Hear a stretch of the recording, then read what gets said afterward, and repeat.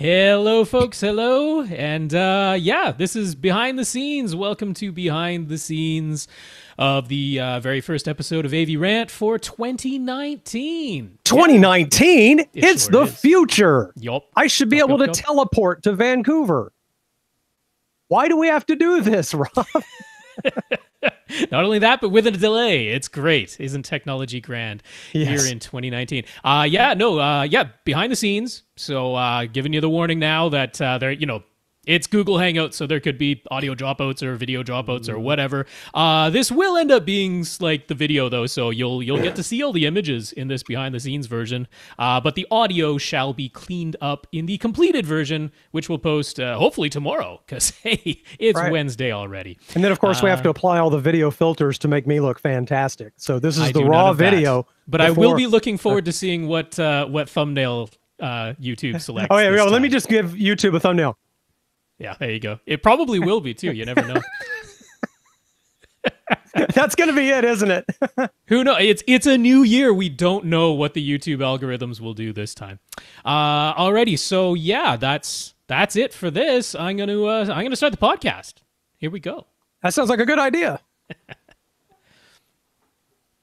Welcome to another edition of AV Rant. My name is Rob H. I'm your host this week, and I am here with Lee Overstreet. I used to say occasional pinch hitter, becoming a bit more frequent lately. I feel like I've seen Rob a few times recently. So once again, pinch hitting. Tom was unable to join us.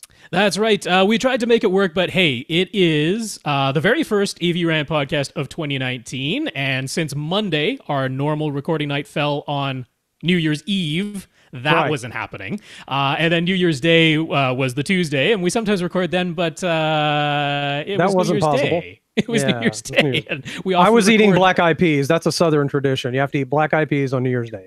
We kind of record in the morning, like fairly early in the morning on Tuesdays if we do that. So... Yeah, that didn't happen. So Tom's kids are still home from school and that. So we're recording this on a Wednesday, which is odd for us. But thankfully, Lee was able to join me. And so we are going to have episode number 624, the very first of 2019, AV Rant. It's your home theater and AV questions answered. And we will be answering questions today. We got a whole backlog. We'll try and get through a bunch. We'll see how it goes. Yeah, going to be good.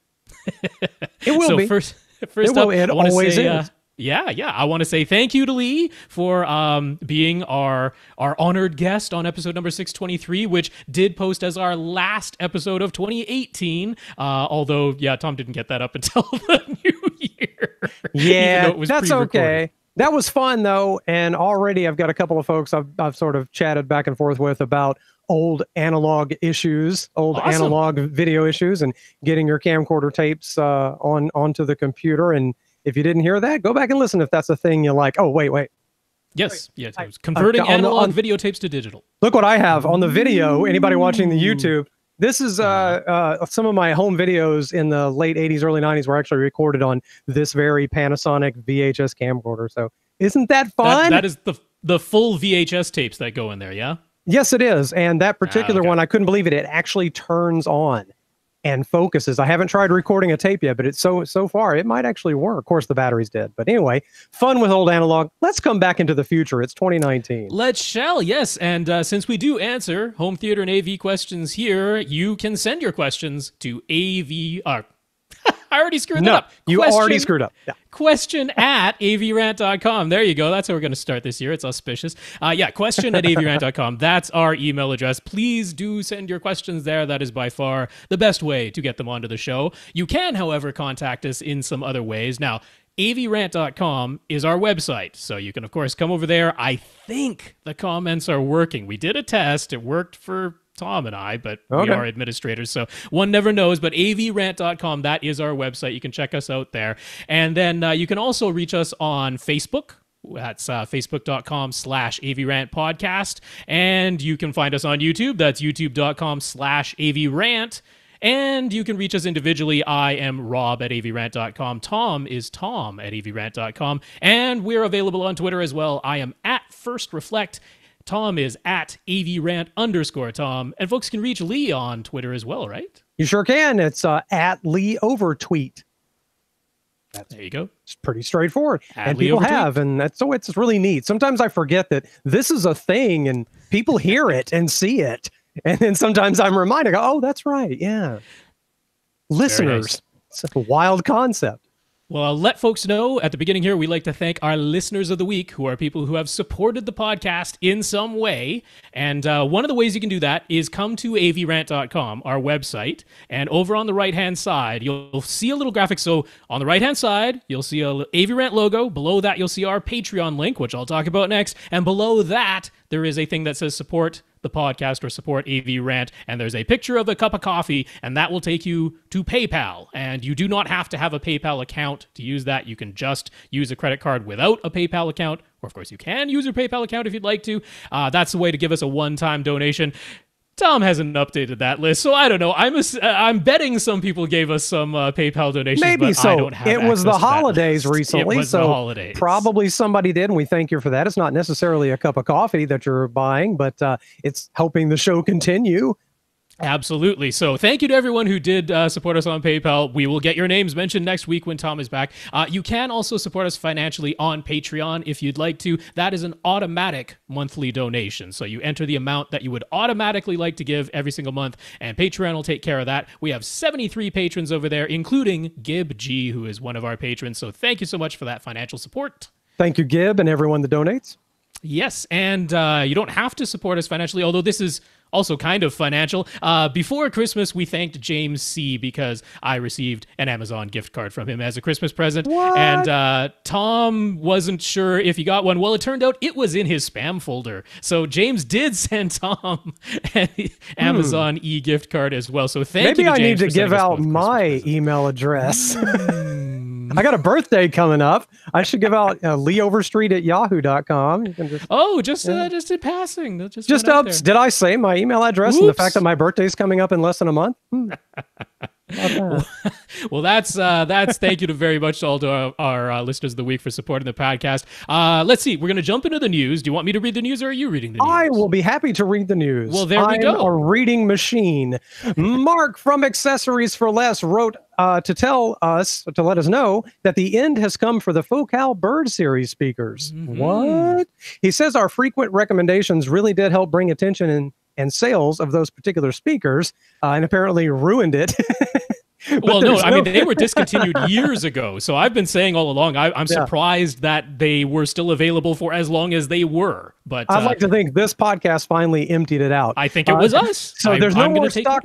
No more stock to be had, and there's just a few last sets of Superbirds remaining. Mm-hmm. So there's that. But he's got a potential alternative, at least for the little birds. He says he bought out all the remaining inventory of Boston Acoustics A-series speakers, including their Soundware 4.5 Flex speakers, which offer a 4.5-inch woofer, 3/4-inch tweeter, and a compact design with a ball-jointed wall mount built in, very much like the little birds. That is a very similar thing. That's right. These are a good similar alternative. They're selling them right now for buy one, get one half off. So the total for a pair of these right now is $105 over at Accessories for Less. Now, if you're looking at the images on YouTube, these look like they're really small, like little computer speakers or something, but much like the Focal Little Bird speakers, they are bigger than you might think, because that is a 4.5-inch woofer in there. So that's not some tiny little 2-inch driver that you're looking at. That is a 4.5-inch driver in there. So keep in mind, do look at the specs to get the sizes. But yeah, that's going to be a nice alternative. We have long been fans of Boston Acoustics A-series speakers. It's just that there were other speakers like the ALAC Debut series or the Pioneer Andrew Jones speakers that offered similar levels of performance at an even lower price point. So we didn't often mention the Boston Acoustics, but when they're coming from Accessories for Less, now they're in that exact same price point. I think they're like a hair above the Pioneer Andrew Jones, but a hair below the ELAC Debut 2.0. Okay. So the Andrew Jones Pioneer ones have always hovered around $100, right? Yeah, they were $130 each for the towers, or $130 for a pair of the bookshelves. These are going like they're around $150, so they're like a little bit more, but that's a little bit less than the ELAC Debut 2. So Boston Acoustics A series, Mark over there at Accessories Leslie's bought up a huge stockpile of them. They're at a really good price. They are good performers. They're right in there with that sort of ELAC Debut level, in my opinion, performance-wise. So yeah, have a look at those, and yeah, we're happy to see that those Soundware 4.5s are available as well.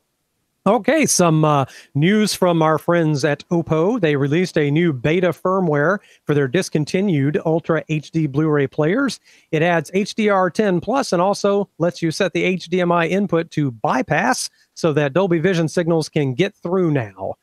Pioneer also announced they'll add HDR10 Plus support to their Ultra HD Blu-ray players that already support Dolby Vision, but not until spring of this year. That's 2019. Hey, new year. And TCL also joined the HDR10 Plus initiative, so they might have the first TVs with both dynamic metadata HDR formats. So is this normally things shake out quickly when you have kind of a format war. It seems like this is interesting to me. That HDR10 Plus, everybody's going, oh, wait, we got that too. Oh, wait, we got that too. Is there a reason for this, or is this just wanting to add the one last little thing? I mean, it's kind of just the checklist thing now. I mean, all along, people who've been really into this have been saying it's not really a format war, right? Because unlike when it was, say, a true format war like Blu-ray versus HD DVD, in that instance, if you took an HD DVD disc and put it into a Blu-ray player, you got nothing, and vice versa, right? You take a Blu-ray disc, put it in an HD DVD player, you got nothing. In the case of Dolby Vision, if you take a Dolby Vision disc and put it into an Ultra HD Blu-ray player that doesn't support Dolby Vision, or play it on a TV that doesn't support Dolby Vision, it's not like you get nothing, you just get baseline HDR10. And if you take an HDR10 Plus disc, or and play that on a TV that or a player that doesn't support HDR10 Plus, same thing, you get baseline HDR10. So it's not the instance where you're getting nothing. Right. So that's why they say it's not really a format war, it's more like an extra, an alternative.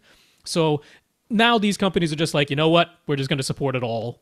And interesting that as well, you're just adding software basically. And then there's that whole issue of what you and I talked about where maybe none of it's necessary anyway. That's right. If your TV does good dynamic HDR of its own, where it ignores the metadata altogether, then yeah, it's all kind of moot. So interesting that TCL is probably going to be the first brand that'll support both as far as televisions go. Sony and LG are just sticking with Dolby Vision because both of them now do dynamic HDR of their own, ignoring the HDR10 metadata and just analyzing it frame by frame inside the TV itself. So yeah, but it's all coming along. There are a couple of HDR10 Plus discs available now. Those are the IMAX enhanced discs. So there actually is HDR10 Plus content, and now there's more than one player that can play it. The Panasonic players can play it, and now the Oppo can play it as well, and the Pioneers will in the near future. I look forward to some comparisons between the various ways of doing this. Yeah. And it's going to be very complicated. It's going to be so many apples to oranges, apples to blood oranges, apples to mandarins. It's going to be so confusing. Just buy a very good television, and that gets you past all the way. All right, so LG has some interesting tidbits ahead of CES 2019. They might show a 21:9 TV with motorized speakers on the sides that can move in and out to change the TV's aspect ratio. So the speakers cover the screen. That's the speakers are like motorized masking. So if you see motorized masking on a projection screen where you have masks that move in and out on the sides to change the aspect ratio, this is the very same idea, except they're like, well, why don't we make those masks into some speakers, and we'll start with it as 21:9, which is not quite 2.35 to 1. It's not quite that wide, but it's close. And then the speakers can move in to mask it down to 16:9 and move in even further to mask it down to 4:3. So yeah, they've shown sort of that idea. Whether or not it'll actually be a product, who knows, but it was teased. It's neato, but then again, if you're in a situation where those different aspect ratios matter to you, I don't know that you care about the speakers built into the TV.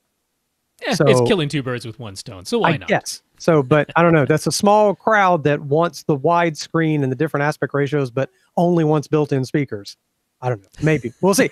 Also, LG will once again show their rollable OLED which I guess Rob is calling ROLED. Is that? That's what I want to call it. I want that to catch on. Vincent Teo called it that, so I'm like, it's ROLED. Why not? It's OLED, so I don't know. It's ROLED. It sounds too much like an antacid, man. I don't know. Take your ROLED and you'll feel better. So it might actually be for sale later this year. This is another one of those things that I think is amazing, but does it make a big difference? Do I ever want to reach up and roll my television? Isn't it just sitting there forever? I mean, so of course some people are like, oh, this could replace a retractable projection screen, but they're not in that sort of size range yet. No. But where I'm thinking this does make a lot of sense is there are plenty of people who are like, my significant other or myself, I don't want a TV visible in this room. It's a sitting room. I don't want a TV that's just, a big black rectangle on the wall. Samsung tried to say, oh, well, we can just leave it kind of on all the time and turn it into artwork, or almost like a pass-through where you can, take a picture of the wall that's behind the TV and then the TV shows that, so it's almost like it's transparent. But this is one way where you could have a TV completely hidden out of view inside of its box, and then it just rolls its way up when it's time to use it and rolls back down. Okay, so a little like a projection screen that rolls up, except there is no projector. That's so right. I can see that. But at first, it's going to be a pretty thick box because this thing isn't rolling up into like a little tiny paper towel. No, it has to be fairly wide roller, because otherwise you're going to damage something. So again, we're looking at a small sliver of people who don't want to see the TV, but don't mind seeing a big square box that looks like you have tinfoil dispenser. I mean, you could, you could probably dress that up pretty nice. Maybe so. Maybe. All right, continue on. They've got sound bars that finally support DTS-X in addition to Atmos. And they'll show their HU85L ultra short throw 4K laser projector. Now that's kind of cool. That's all the things, although price wasn't announced. So hoping that it'll be less than like Sony's $25,000 offering, but one never knows. So we'll find out how much it costs at CES, hopefully. On the YouTube part of this, we're showing a picture that looks pretty cool.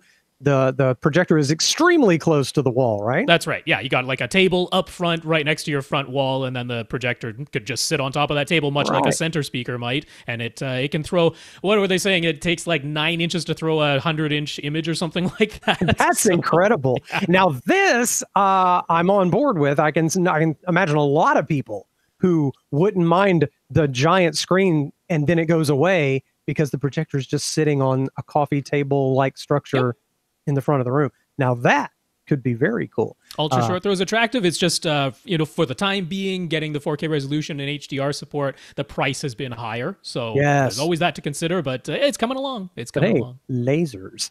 Dirac is going to start offering modules to add more features to Dirac Live. The first one announced is for automatically integrating multiple subwoofers and providing predictive results to visually show you what your response might look like without having to actually play test tones multiple times and measure every single change.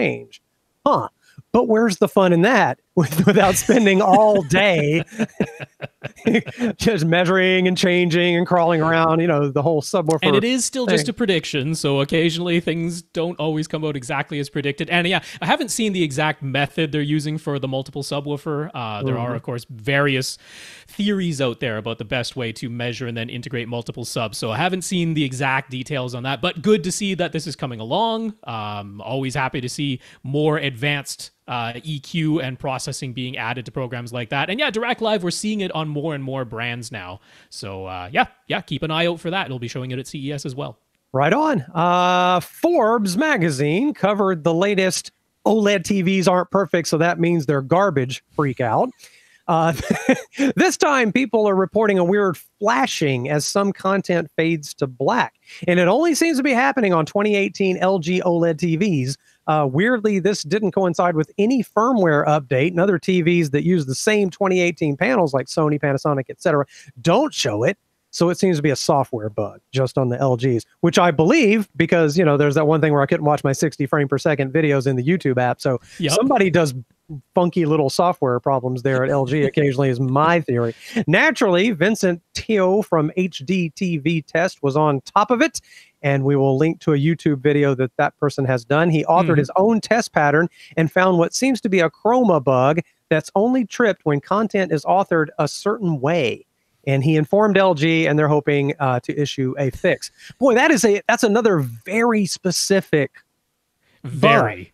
Really, yes. So it has to be authored a certain way. Do we know what that certain way is, or does it matter at this point?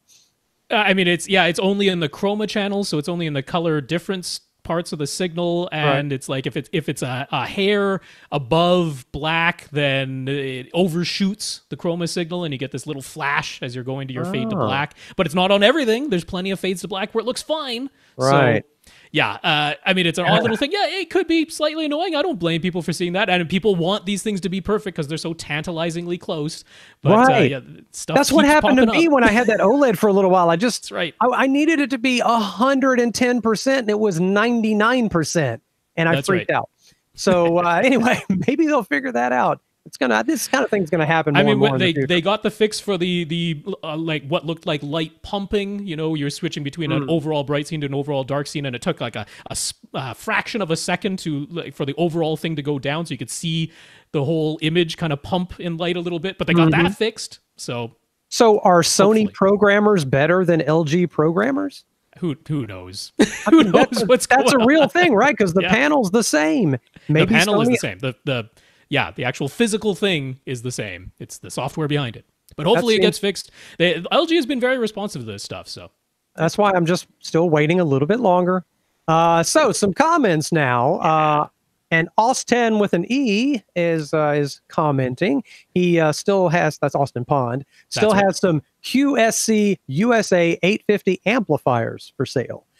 Price is negotiable. You can email question@avrant.com or ping Austin on Twitter @Austin Pond. That's Austin with an E if you'd like to inquire. And YouTube is seeing a picture of said amps. That's right. These are professional stereo amplifiers. And offering them at a good price. He got them from the theater where he was working at. So happy to help Austin out. Hopefully he gets those sold. Yeah. All right. McMansion Chris, I do like his nickname we've given him, says, thanks for explaining the subwoofer level adjust setting in his Marantz receiver that seemingly woke up his dual PC12 plus subwoofers. And we were correct. His subwoofer trim levels were set to -5 dB. So the subwoofer level adjust overriding that and putting the trim level back to 0 dB. There you go. Wait a minute. Sorry, I'm not reading correctly. Let's just start that sentence over again. There was a page break and my eyes just stopped. So the subwoofer level adjust overriding that and putting the trim level back to 0 dB by default is what increased the output, but also created some new boominess. He adjusted the output level so that it's basically at -2 dB now instead of -5 dB, and it's pretty close to perfect. Almost no boominess, but more tactile feel than he had before. Man, isn't that nice when you get it adjusted? You solve a problem. Some more comments here. Earl also commented on the exact same topic and came to the exact same conclusion. He likes to bump the Odyssey trim level results for his dual SB16 Ultra subwoofers up by 3 dB after it's done. And that's always okay. Many people do. We are not against that whatsoever. It is totally fine. Odyssey is aiming for flat.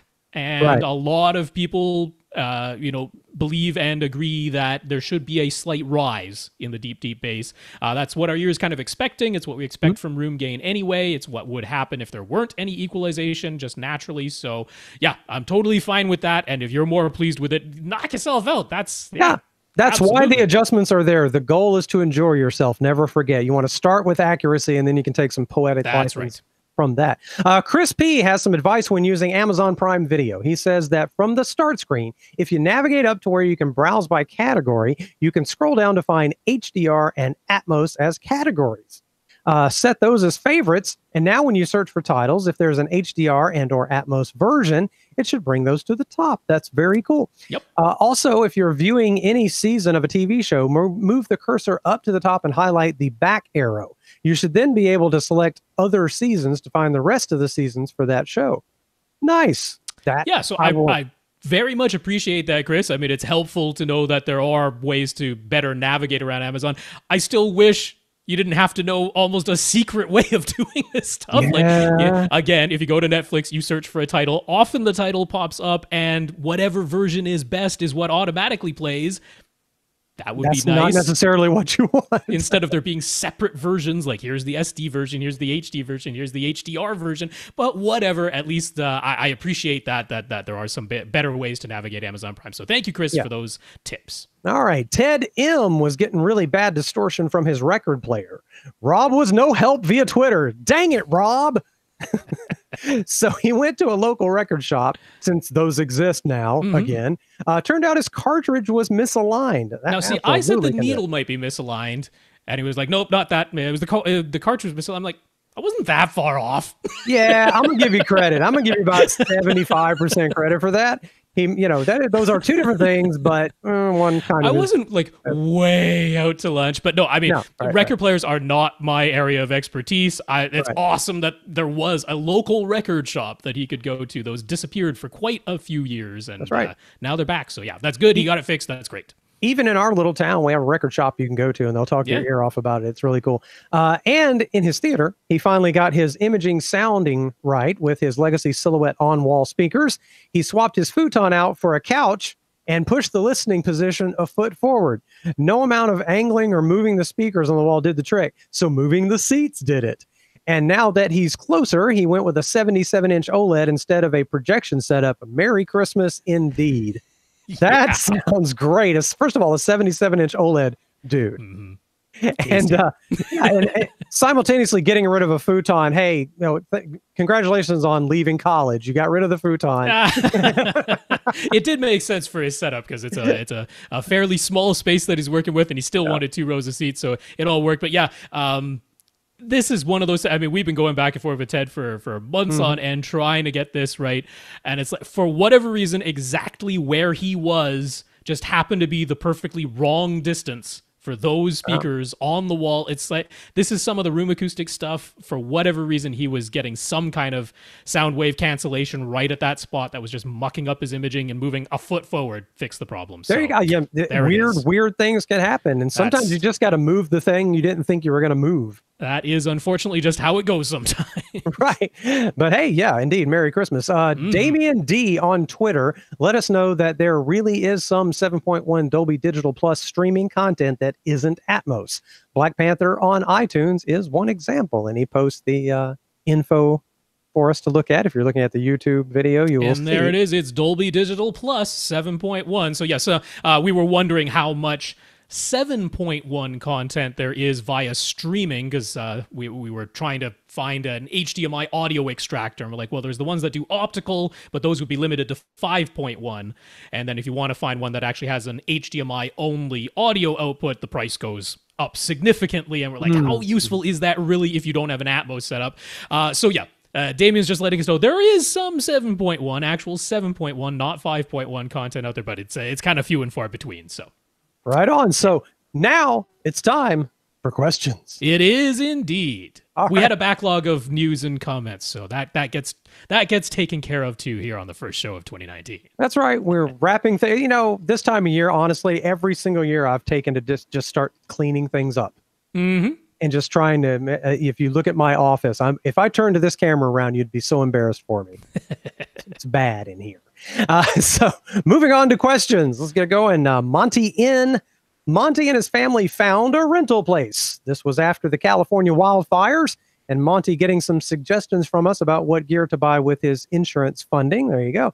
He's quite happy with the idea of starting with a 2.1 audio setup plus an OLED TV, which they can use in their rental place right now, and then move into their master bedroom in a few years when they've rebuilt. We had suggested going with a Marantz Slimline receiver, a pair of RBH Impression Elite or Ascend Sierra 2 speakers, depending on budget, an SVS SB2000 subwoofer, and an OLED to replace his plasma TV, which is kind of what I'm going to have to do. You can't go plasma to LCD. It doesn't seem, no, you're not going to do it. It ain't gonna look right. The rental place is open concept. So the living room and kitchen are roughly 14 by 28 by 8, plus some more space for the hallway and entrance. His budget for everything is right around $5,000. So do these details change any of our recommendations? And which OLED should he get, LG B8 or C8? Okay. Any of those details change? Yeah, and I mean, even though, so it's somewhat open concept, so base-wise, you if this were the permanent room, that would be a consideration. But it doesn't look as though whatever setup he uses in this living room, he's going to be tremendously far away from his speakers. Never right? really. That's not going to be the case. So I don't think it really changes any of the recommendations that we give. I'd still get a Marantz Slimline. That's going to be great, especially for the future bedroom. Now, whether you go SB2000 or the only alternative I would point you to would be a PC2000, the cylinder. Because that's going to be the ported, that's going to have more output, it will handle this larger room size. I don't know what your future master bedroom is going to be, but a cylinder is often easier to place than a big box. But I would stick with one of those two, either the smaller sealed box, which will still be totally fine in this space. It might not fully pressurize your current rental, but you probably don't want to anyway. It's a rental, or a PC2000, but those are right in the same ballpark. Now, the speakers with a $5,000 budget, right? So you're going to spend around $2,500 on your 65-inch OLED. You're going to spend around $500 on your Marantz, so that's around $3,000 right there. You're going to be spending $700 or $800 on the subwoofer. Either way, whether it's the SB2000 or the PC2000, now you would, in that case, still have enough money left over to get a pair of Ascend Sierra 2s. You would, yeah. You still got $1,200 or so at that point, right? That's right, and they're still on sale right now. The holiday sales. That's unusual for Sierra 2s to be on sale, but they're at basically about $1,250 right now. So the pricing all works out exactly. If you want to save money, I would still highly recommend the RBH Impression Elite Series speakers. I got zero problem continuing to recommend those. So yeah, no big change there. The question of should you get a B8 or a C8 in the OLED? Now, the major feature, the one major difference, so most people will know they have different processors. The B8 uses essentially last year's Alpha 7 processor, and the C8 and above use this year's Alpha 9 processor. But what does that actually get you? Does it make any difference? If you are a professional calibrator, it makes a difference, but that's not going to be most people because it gives you more points of calibration that you can do in the color section on the Alpha 9 processor, but that's not tremendously important there. The major feature is that the C8 and above have some people call it a decontouring filter, or it's to get rid of color banding, basically. Okay. It's hidden within the MPEG noise menu for some reason. You turn that on low, and it activates the contouring filter or the getting rid of color banding filter. Can you describe the type of image that would show you the color banding in question? Sure. If you're looking at, say, a bright blue sky, you might notice that instead of being a nice, even, smooth blue sky, that there's like little bands of different shades of blue. I still see that on my old plasma. Yep, that happens. So this, it's not perfect. It's just a filter. Right. It reduces that. So that's the thing. The B8 doesn't have that. The C8 does, and so do the E8 and the W8.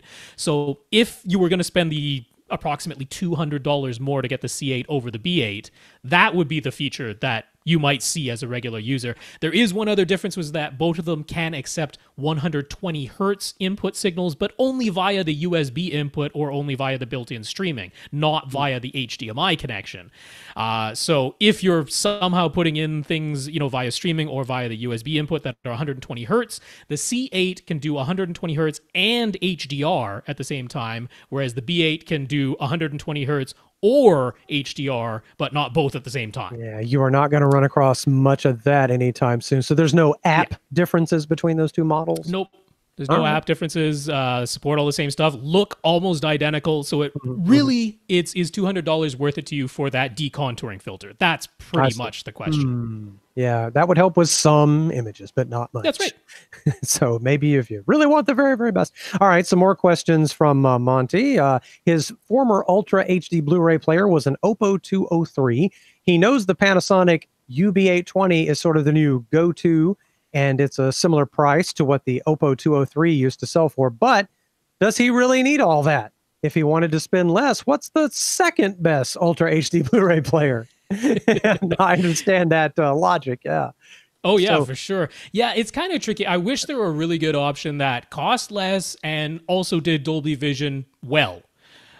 Because really there's the LG, but the LG, I can't recommend the LG's Ultra HD Blu-ray players. They're Fisher-Price quality in terms of the build quality, and They do a weird thing where if you want 24 hertz output, then you can't have 60 hertz output unless you manually go into its settings menu and change it to 60, and then you can't have 24. It won't automatically switch between the two frame rates. Wow, that's weird. In 2019, they can't get that right. And then Sony has their X700, but if you turn Dolby Vision on in the X700, then everything comes out as Dolby Vision, even though the original source signal wasn't. And if you turn off Dolby Vision, then Dolby Vision doesn't go through. So you have to know whether your disc is Dolby Vision and manually turn it on beforehand. But if your disc isn't Dolby Vision and Dolby Vision is turned on that Sony player, what does it do to the image? Yeah, your TV goes into Dolby Vision mode, but is not getting a Dolby Vision signal. So would that look the same as if it just got a non-Dolby Vision Yeah, image? It pretty much just looks like HDR10. But in the case of an LG OLED, now your dynamic HDR inside of the TV will be turned off because that gets turned off when it goes into Dolby Vision mode. So I can't really recommend either of those all that highly. What I would recommend, since you, Monty, are going to get an LG OLED, is get a Sony X800 because that's got very nice build quality. It's a universal player like the Oppo 203 was. If you've got SACDs or DVD audio discs, that'll play them. But it's just a really solid player at a nice price. It doesn't do Dolby Vision, but you know what? You've got the dynamic HDR built into your OLED, so everything will be HDR10, but it still looks great. So that would be my recommendation. In the future, we're going to be talking about the old HDR formats, and wasn't that funny? We thought we needed all those. Yep. So if your TV's good, just get the Sony he mentioned. What's the price I think the X800 X800 from Sony. That's the one I would get myself. About how much is that X800? About $250. There we go. All right, moving on to Christian L. Christian is the fellow who mentioned that he works at Best Buy, and he was looking for a big subwoofer upgrade plus some surround speakers in his room that has a permanent opening. We had suggested an SVS-PC 2000 cylinder sub and the monoprice premium satellite speakers since he was working with a strict budget. He liked all our advice, but the monoprice premium speakers are out of stock with no estimated ETA for when they'll be available again. And he also couldn't help but be enticed by the new SVS 3000 series. So here come the questions. If he didn't buy any surrounds at all, and he went $150 over budget, he could get the SB3000 instead of the PC2000. He's mostly concerned with deep bass output from movies, so what's our recommendation? He's a little bit worried about port chuffing, so might the sealed SB3000 be better? It sounds like he thinks he's going to be blasting holes in the wall with his bass. You know what I mean? Like, yes. And I really feel like many people overestimate how much bass output they will genuinely use. You're right. Which I don't blame anybody. You got, your eyes are sometimes bigger, right? Yeah, it's like when I'm filling a plate of food at the holidays, right?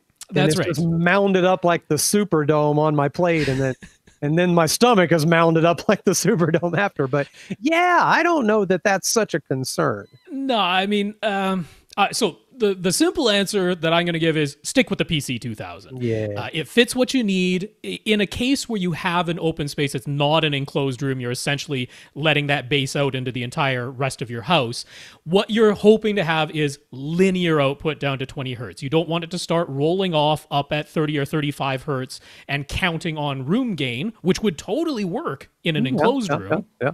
But in an open room where that bass is going all throughout your house, you want linear response right down to 20 hertz, and the ported models will give you that. Now, the PB3000, of course, could also do that, but that's a monstrous box and significantly more expensive. Even another more, yeah. $400 on top of already having gone $150 over your original budget. No, I will definitely tell you to stick with the PC2000 in this case. It's got the linear output. Can the SB3000 get even a little bit louder up in the 50 to 80 hertz range? Yes, it can. It's got the larger driver, it's got the more powerful amplifier, and up in that range, the port isn't contributing very much. So it's just about the driver and amplifier basically up in that 50 to 80 hertz range. And yes, the SB3000 can get even a little bit louder, but no, the PC2000 is the right choice here. I wouldn't want to give up buying the surrounds.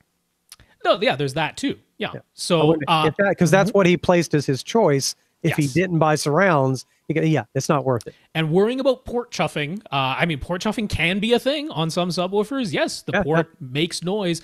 On the SVS subwoofers, no. Technically, is the port making any noise that isn't exactly what the signal said to play? Yeah, but at that point, everything else is so loud that it's completely masked. You will absolutely never hear port noise. Surely something else in your room is chuffing harder. Yeah. You know what I mean? Your pants leg is chuffing at that point. So I'm sticking with that PC 2000 recommendation here for you, Christian. All right, Christian's got a little bit more questioning to do here. Mm-hmm. He's decided against the $50 a pair JBL N24 satellites he was considering at first, and the monoprice premium satellites, also $50 a pair, aren't available right now. The Polk T15 satellites were also available to him for the same price, but he hated those when he heard them. Okay. Yeah, that's a good reason not to go with those. That's a big no right there. So he found a couple more options in the Mica. Do they call those Mica? Okay, Mica, even though it's two C's. It looks like Mica. MB42 and the Dayton MK402. He wants a very compact size if possible, and he'd like to know if the surround speakers having a different impedance rating than his JBL front speakers is anything to be concerned about. Thoughts? I would say no. Yeah, in this case, I mean, yeah, these mentioned that they dip down to 4 ohms. Like the Dayton MK402s are actually rated at 4 ohms, and they dip down to 3.2. And his JBL front speakers are 8 ohm rated and dip down to whatever they dip down to. Right. But yeah, when you're just talking about a pair of surround speakers, that is really not a concern. I mean, if you were getting into electrostatic speakers that are dipping down to 1 ohm sometimes, that's a different concern. But these are all consumer level speakers that are designed to work with a consumer level AV receiver. That is really not an issue. You might find that the trim levels are set to something that you might not entirely expect, but that's fine. That is really not a concern in these. Now, Mica does have the MB42s. They also have an MB42, what is it, MB42X or something? I'm sure they stuck an X on the end of it or whatever. The MB42s are really basic.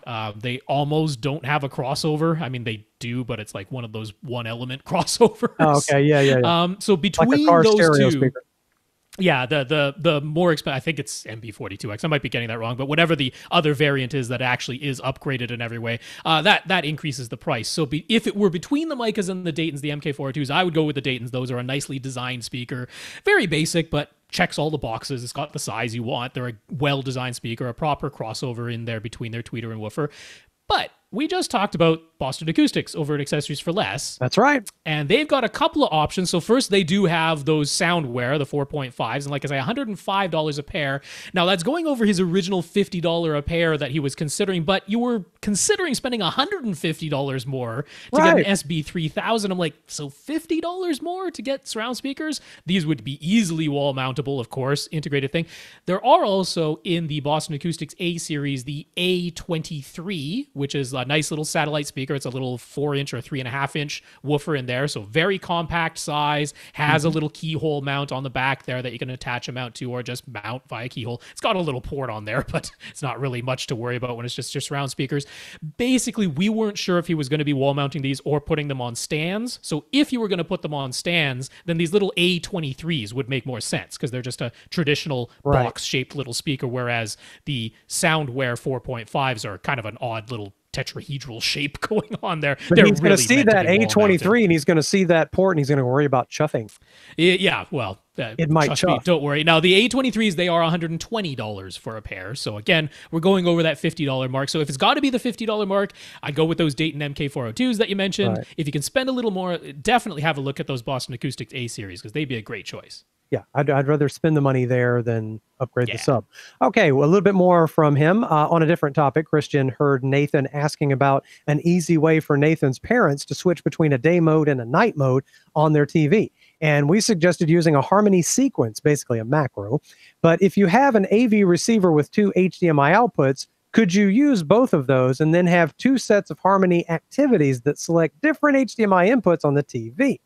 For example, Watch TV Day could use HDMI input 1 on the TV and monitor output 1 on the AV receiver, while Watch TV Night would use HDMI input 2 and monitor output 2. That way, one of the TV inputs could be used for all day mode activities, while the second HDMI input could be set for all night mode activities. You know?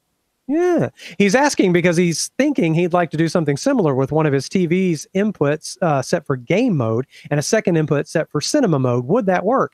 That sounds like a thing you could do. Yes, that is a great idea, Christian. That's a really good idea. I very much like that idea, with the one caveat being, and this might affect you or it might not, the only instance where this wouldn't work for you is if you're using your TV's built-in apps. Right? Because if it's the TV's built-in apps, then you're not switching between HDMI inputs. If you want a day mode and a night mode for, say, the built-in Netflix app, if that's what you happen to be using, then you would still need to do the macro version, the sequence version, to actually change the settings within the television itself. But for all external sources, so there's a bunch of things, right? It would have to be for external sources, and you would have to have an AV receiver that's high enough in the lineup that it has 2 HDMI outputs, which of course, entry-level ones wouldn't. But yeah, if you check all those boxes, it's external sources and you have 2 HDMI outputs on your AV receiver. Yeah, this is a great idea. I love that. It's actually pretty clever, especially for game mode. I like his idea of using it for when you're playing a game and you want to switch the way the picture looks. I've never had a big problem with differences between day and night, and maybe it's because I have very similar lighting all day long in the room where I have my plasma, and then my LCD it gets dimmer when the room is dimmer. And it gets brighter when the room's brighter. It has a little sensor. Some people do have a wide range of lighting conditions, and it would make sense to have a bright mode and a dark mode. So I like that idea very much. It definitely should work. Of course, the only other thing is your television would have to be one where it remembers which picture mode depending on the HDMI input. I think most do that now. Yeah, most do. That wouldn't be a huge concern for me, but for being complete. Right. I know that's a super clever idea, especially for the gaming. I love it, man. So yeah, he's educating us now. Well, great idea. Moving on to Justin, not Bieber.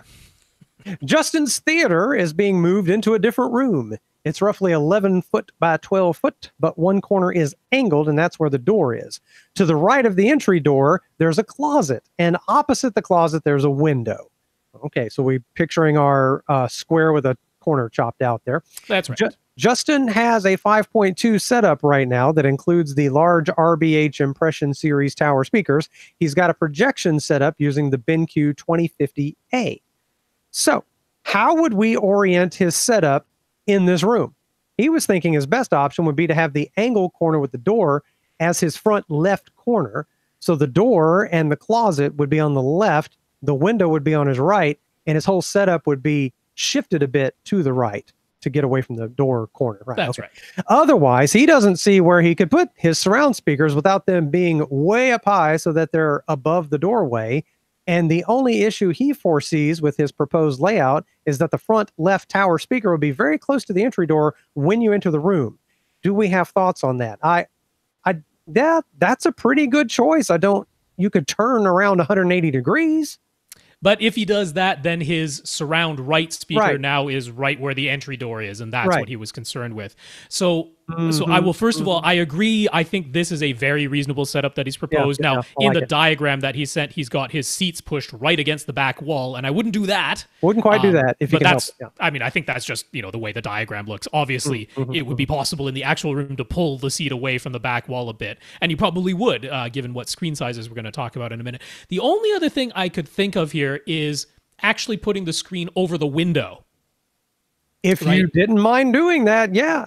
That would be the only other thing, because the door is going to be, if you leave 3 feet for the closet door and the entry door, so the back of your couch is at least 3 feet away from the doors. Oh, okay, yeah. Okay, so the door swings open and it just barely grazes the back of the couch. Yeah, now you're 9 feet away from the window as far as where the back of the couch is. Right, so you're going to be, I don't know, let's say 8 feet away or so from the screens. So if hanging the screen over the window, or getting a motorized screen where you suspend it from the ceiling and then it motorizes down in front of the window, if that's an option, that's the only other way that I could see orienting it in here, because now your surround speakers are in front of where the door is going to swing open on your left and right sides, and you could place yourself centrally as far as the width of the room goes instead of having everything shifted a bit over. But that means putting the screen over top of the window. So I don't see, you can't put the screen where the closet door is. That doesn't make sense. No, you can't do that. Rotating the whole thing 180 degrees from what's shown in the diagram does give you that surround speaker placement issue. So yeah, it's either going to be what you show or having the screen over the window. And I'm not going to strongly advocate for one or the other. Either could work with a little bit of compromises in either case. Yeah, that's going to boil down to whether you like the idea of a screen coming down in front of the window. That's right. And whether you mind the doors opening behind the couch. You would kind of have to walk around the couch as you entered the room. But I like that idea. That's not bad at all. Very clever, Rob. He hasn't bought a proper projection screen yet. He was thinking he'd go with a 92-inch silver ticket, but now he's thinking that could make the spacing of everything a bit too tight. Should he go with a smaller screen size? Well, if it's too tight, then yes, you should go with a smaller screen. You can probably go with that 92 if you did Rob's trick and turn it with the doors behind the couch. But yeah, you don't want to crowd everything too much. That neither looks good nor is practical. I don't see it as a problem, though. I think 92 is just perfect. In fact, I would want to sit 8 feet away from a 92-inch screen, give myself a nice 45-degree field of view. Right. So that all works. You know, you're going to have the 3 to 3.5 feet behind your seat in either case, whether it's the doors that are behind you or whether it's just the wall that's behind you. You are right that your front left tower is going to be close to that entrance door, but if it's the way that he's shown in the diagram where it's a right-hand door swinging in, just be a little bit careful. Don't go swinging the door open and running straight ahead into your speaker, but I think you'll be I wonder okay. how much space would the door hit the front of the speaker a little bit? Like, was there enough space is there enough width so that the tower isn't all the way over in front of that door? Yeah, it's gonna be squishy, but it's just enough. It's just enough. It feels a little crowded as you walk in the room, like that tower's right there. Yeah. But I mean, given that you'd have to go with essentially a custom size or something like that to go smaller, it's like the 92 works. Maybe that's a good argument for turning it around with the doors behind the couch. There's that. Then also it could be the motorized one. If it's the motorized one, actually, if it's a motorized one in the orientation he's shown, then that's more of a concern because it's actually wider because there's a tension bar at the bottom that makes the physical screen. But if it's in front of the window, that would be a problem. But they also have thin border screens, which only buys you like 2 inches, but sometimes that makes all the difference. So regardless, I'd say stick with the 92-inch screen size. All right. Should he keep the closet door closed for the best acoustics, or could he remove the closet door? He'd like to put all his gear in the closet. He did a bit of a trial where he put his gear in there, closed the closet door, and let it play loud music for most of the day. And when he opened the closet back up, it wasn't hot in there. So maybe it's already fairly well ventilated. What do we think? Could he safely play a whole movie with the closet door closed? Sounds like he's worried about heat. I have a similar concern in my hallway in this house where I want to make it almost like a proper server closet, put a computer in there and run the monitor cable into an adjoining room on the other side of the wall and just hide a computer. Yeah. And I'm thinking about how do I ventilate that well? But he says he played it loud music for most of the day and it wasn't hot.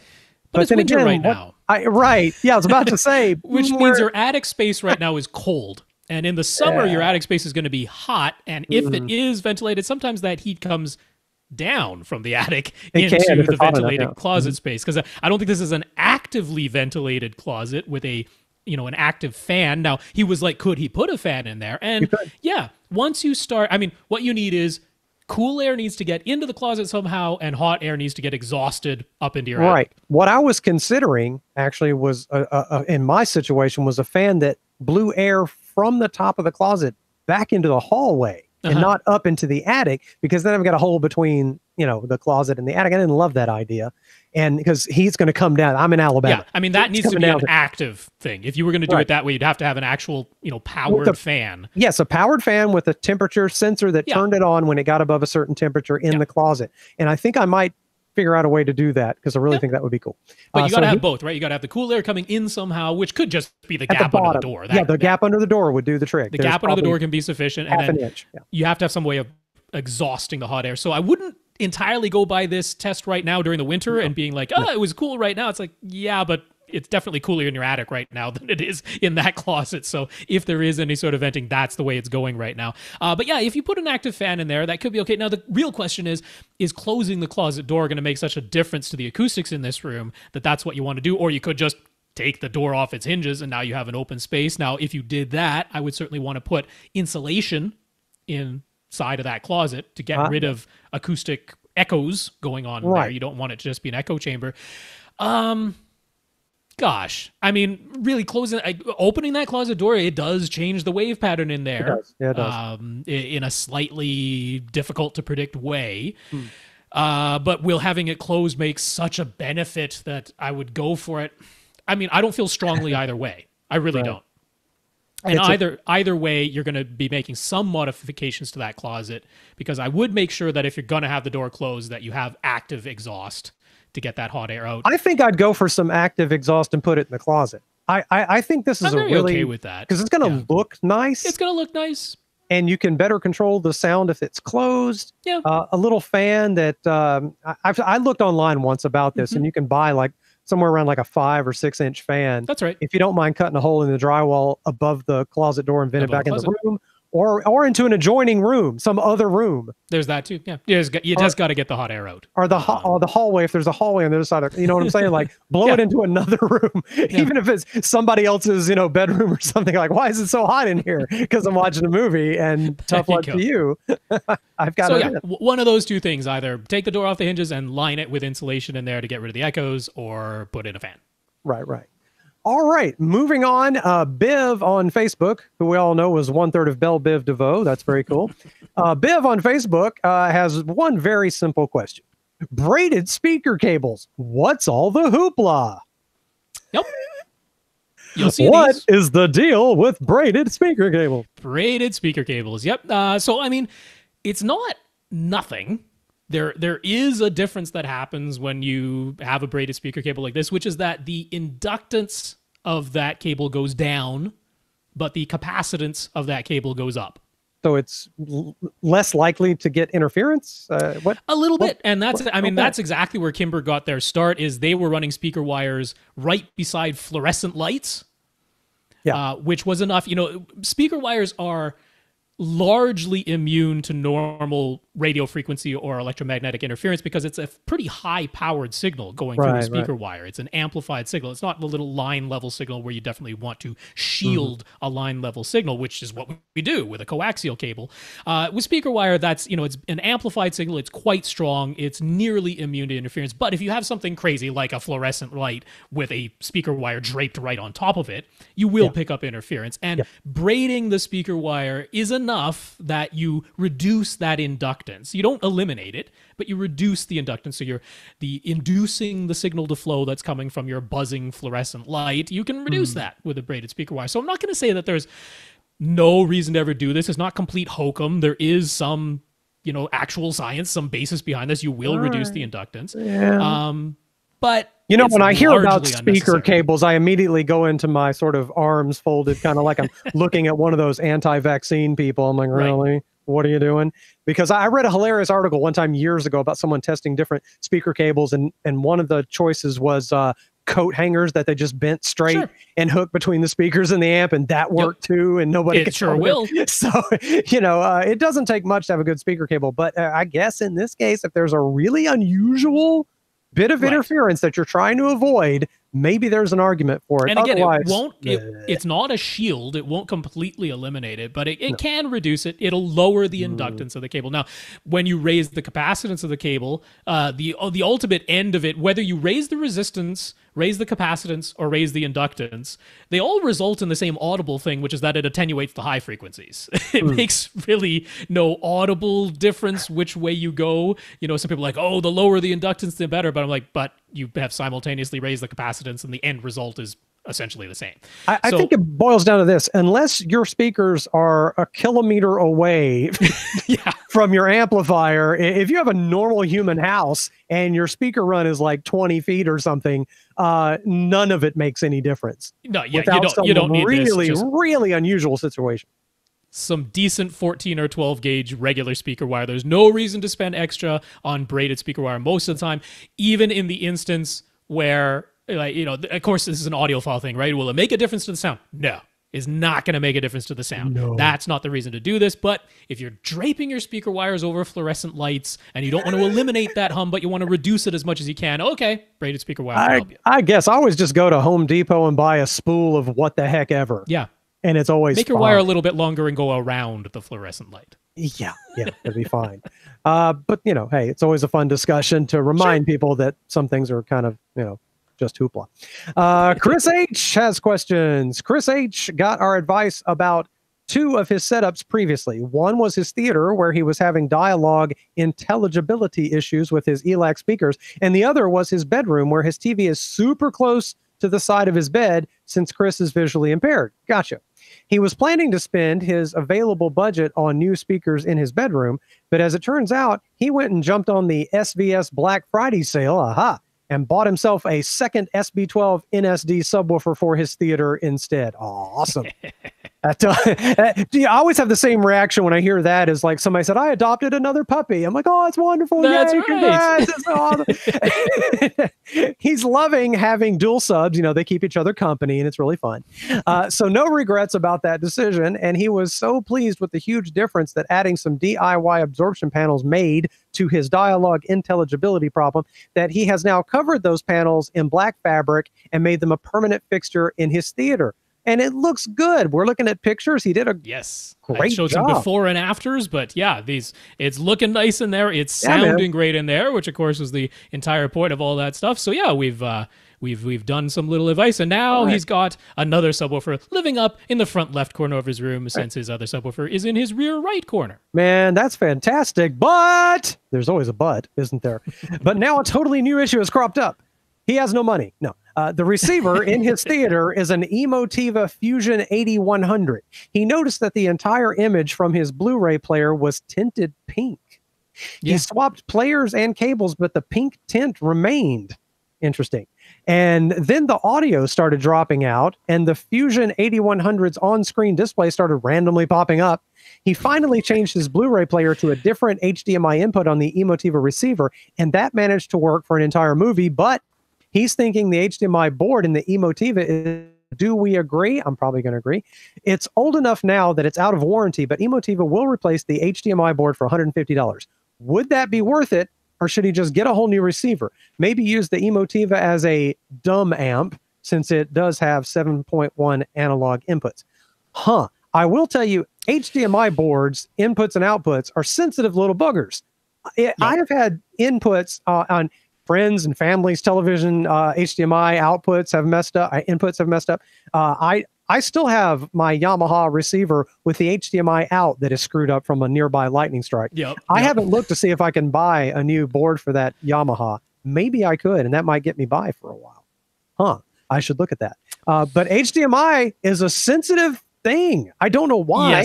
Why is it so sensitive? It's so easy to pop an HDMI to confuse it into it definitely happens a lot. And I wouldn't be surprised at all if the HDMI board in there is starting to go on the fritz. That wouldn't be shocking to me whatsoever. What is it about which is unfortunate. HDMI? I'm not exactly sure why it's so finicky, but I don't. Maybe it's because it's 19 teeny tiny little pins on a connector that's friction fit, and it's a horrible design. That could have something to do with it. Maybe that's it. Super sensitive to surgery. What should he do here? Because this is an old enough unit that it doesn't support all the 4K and HDR stuff, which he doesn't have a TV that does that yet, but at some point in the future he might. So does he spend $150 now to just repair exactly what he has, or does he take that $150? He's going to have to spend more than $150 to get an entirely new AV receiver. Right. Now, you could go with, say, $250. That would get you into better features. Yeah, that'd be like an X1400H from Accessories for Less, a Denon X1400H, which gets you multi-Q XT, not XT32, but it gets you XT, it gets you all the latest HDMI stuff, all the HDR support, Dolby Vision pass-through, all that kind of stuff, even Atmos support in a 5.2.2 configuration. So you're getting lots of feature upgrades, which on the video side, you're not using immediately until if and when you eventually upgrade your television. But, it's only $100 more and you're getting all the latest stuff. So that's a consideration for sure. Now, if you were going to try and use your Fusion 8100 just as an amplifier, now whatever new AV receiver you buy, or pre-pro, but we're going to say AV receiver, would have to have pre-outs. Which means you're looking at, in Denon's lineup, all the way up at like the X3400H, and now you're at a $500 AV receiver from Accessories for Less. It's like a $1,000 receiver brand new, but Accessories for Less has it for $500, which is a great deal, and it does get you XT32, but that's a lot of money compared to $150. That's a big price jump. Even in my cheapo world, that's down to the point where I'm probably going to throw another $100 at it. Head over to accessories for less. Is to like get an X1400. It's, now it's just, you've replaced the thing. You've got all the latest features. You're ready for the future. If you do upgrade your television, you could even give Atmos a go if you wanted to. If you got another pair of speakers lying around, you can make a 5.2.2. Yeah. I mean, $150. Not only that, it's $150. You also have to ship it into them for them to replace it. So that's not free. Yeah. Hang on. He's not receiving the board to put in himself. Okay, yeah. At that point, I'm definitely going to say it's time to upgrade. Yeah. Because by the time you ship that, you're at the point where you can just buy it. I mean, I hate telling somebody who's on a fixed budget to go spend $250, but when the alternative is spending $150 plus shipping costs, it's like, And I also hate this because I like being able to fix things. And it breaks my heart when I have something that's a perfectly good thing. Yeah. And you could fix it. You're not going to DIY fix an HDMI board. Yeah. No. So that, I hate that. But okay, time for something new, I think is what's going on there. All right. Moving on. And by the way, when he gets that new amp, he has this amazing setup he's built, and it's beautiful, and it's just the right thing to do. Dan D. Dan is close to finishing his dedicated basement home theater. He's been listening to AV Rant for the past couple of years, so he applied a lot of the advice we gave to other listeners. All right. The room is 19 feet by 12 by 7.5. He used double drywall on resilient channels. How about that? And enclosed the room with a door. Excellento. Yay. He wanted, yeah. There's always those like wide open stairways down into basements.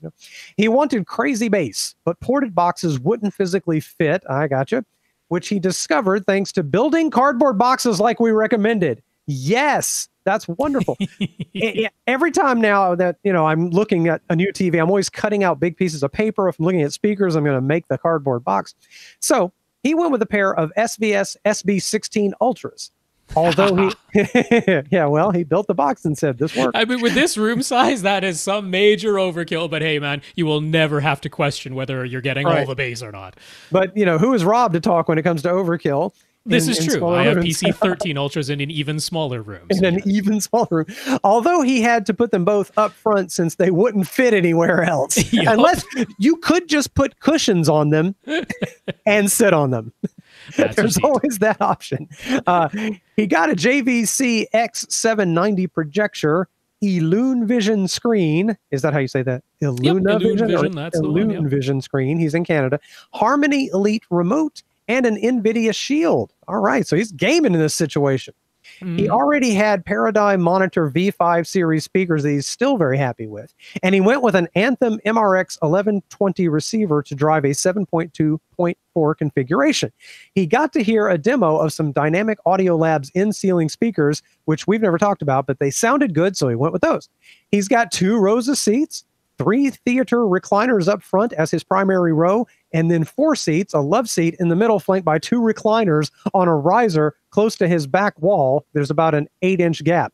Man, it looks awesome. It looks sweet. It sounds and just looks fan-freaking-tastic. The sidewalls bump in for a couple of bulkheads just behind his front row of seats. So his questions are about surround and surround back speakers, I can imagine. Okay. And we've got pictures and pictures and pictures. Okay. Yes, we have. He's got a pair of Monitor 7 towers, a pair of ADP 390 adaptive dipole surrounds, and a pair of mini monitors. Those are all Paradigm speakers. Yeah. All these are Paradigms, yes. He could also get Atom monitors for an even smaller size. He's trying to figure out the best way to deploy some combination of those as his surrounds and surround backs. He wrote to Paradigm, and they recommended using the ADP 390s on the sides and the mini monitors on the back wall, but he's concerned about the bulkheads that jut in on the sidewalls and the mini monitors being a bit large once wall mounts are added. So he's afraid they're sticking out into the room. That's right, or off the back wall, right? Because if you put in the mini monitor speakers on the back wall, then he's like, he's going to have to be on wall mounts of some kind. He's only got 8 inches behind the back of the back row to those speakers, and they're going to be sticking out. Yeah. So where are we at? Yeah. He also isn't sure how far apart the surround back speakers should be on the back wall. What's our advice? It's coming down to math and directionality. Where can you fit these things and aim it at everybody? Interestingly, Dolby has once again updated their white paper for speaker placement recommendation for Atmos setups. And now they actually have put in a thing where they say, take the width of your room, multiply that by anywhere in the range between 0.5 and 0.75. Okay. And that is what they're now recommending as your distance apart for your Atmos speakers and your surround back speakers. Okay. All right. I mean, that's in addition to all the angles that they already gave. They didn't. So in his case, like 6 or 7 feet apart? 6 to 9 feet apart. 6 to 9. Okay. In his case, because it's 12-foot wide room, so multiply by 0.5, multiply by 0.75, and between 6 and 9 feet apart. That's what they recommend. In other words, between 1.5 and 3 feet from the side walls. And I think that's a pretty good recommendation in both instances. I think both for the Atmos speakers overhead and for the surround back speakers at the back. That makes sense. Now, he's pre-wired for some surround backs, it looks like. There's some wires sticking out back there. I think that's totally fine where they are. I mean, they're supposed to be behind you. You don't want them so far out to the sides that the sound is going to be shooting into those bulkheads that are sticking out on the sidewalls. I think where you've wired is fine. Make sure they're at least 6 feet apart, which I don't think is a problem. That looks to be about 6 feet. Just looking at his picture, just eyeballing it. Yeah. So make sure they're 6 feet apart. If they're a little bit wider, that's also fine. But yeah, I think that's a fine recommendation. The key to me is always, if my ears were eyes, can they see the drivers? Right. That's sort of clear line of sight from the tweeters to the ears. Now, which speakers go where? And okay, so I am going to go off the beaten path on here for purely logistical reasons. He's going rogue. Yep. Because normally I wouldn't have you putting those ADP 390s, so when Paradigm calls it an adaptive dipole, what it is the tweeters are on the sides of those speakers and they're in a dipole configuration. So they're firing out of phase with one another, reverse polarity. But there are also small woofers on both sides and those are firing in phase. So it's part bipole, part dipole, and they call it an adaptive dipole. Now, normally those would go on your sidewalls and act as your surround speakers in a traditional setup where you used to use dipole speakers, right, on the sides. But I don't think that's a good choice in here, right? You can't put them on those bulkheads. There's no room. You can't put it in front of the bulkhead because then it's blocking the back. You can't put it behind the bulkhead. Right, then you don't hear it up front. And I'm not a huge fan of putting Atoms or mini monitors on that back wall because, like you say, they will be sticking out. So I'm going to say take the ADP 390s that you have and use them as your surround backs. I like that too in this case. I do. I mean, is that the traditional advice where we're normally saying put monopoles in the back wall? No, but they're completely wall mountable. They have the shallow depth. They're not going to protrude into the back of your back row seats. They're totally fine as surround backs. Are they dipole speakers on your back wall? Is that ideal? Okay, no. But logistically, it makes so much more sense to put them there.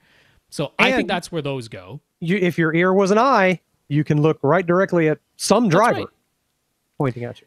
Now, he also has mini monitors, which are bookshelf speakers, and he has a spare pair of towers, the smaller monitor 7s. I'm thinking you put the monitor 7s on the risers next to your back row of seats, and you put the mini monitors on the wall in front of the bulkhead beside your front row of seats, and you have 2 pairs of surround speakers, 1 pair for each row. I love it. That's what theaters do. They have multiple surrounds so that everybody gets it off to the side. So yeah, man, that's great. With those towers on the riser, they're going to be around the same height as the wall-mounted mini monitors. Yes. So they're all around the same height. Now both rows of seats get dedicated surround speakers for each row. You're using all the speakers you have on hand, and you're just going to wire them in series. It's not that difficult a thing. Right.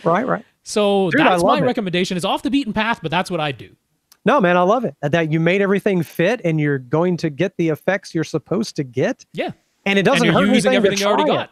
Just use everything you've got. Do what Rob said. Try it. I bet that sounds great.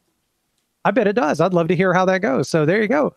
I did want to mention he's got a 16:9 screen, but then he's got an image where he's showing a 2.35:1 movie. With that JVC, do those black bars not look black to you even without masking?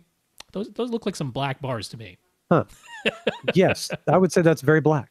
Yeah, this is why I'm not super worried about using a 16:9 screen to watch 2.35:1 movies you got a JVC projector, because them black bars is black. Just control the light and get a good projector, and you don't need all the fancy masking and so forth.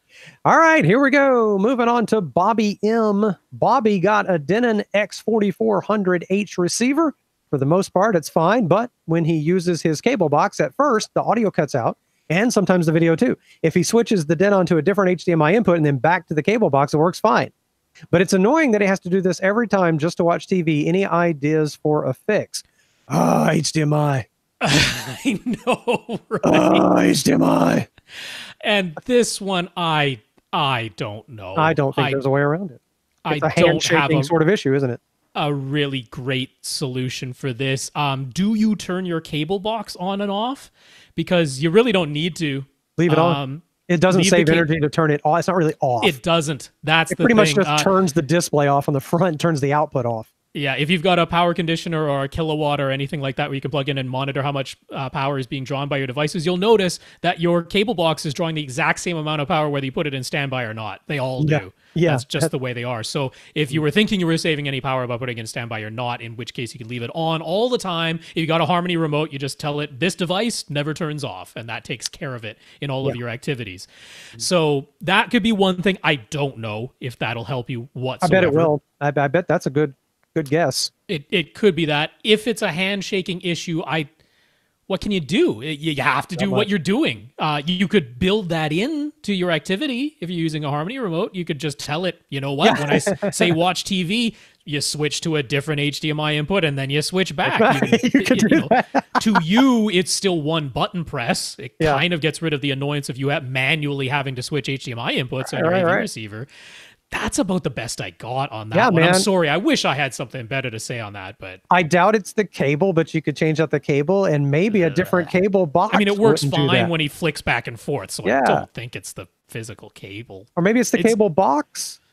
Make sure HDMI CEC is turned off and everything. There's that. Yeah.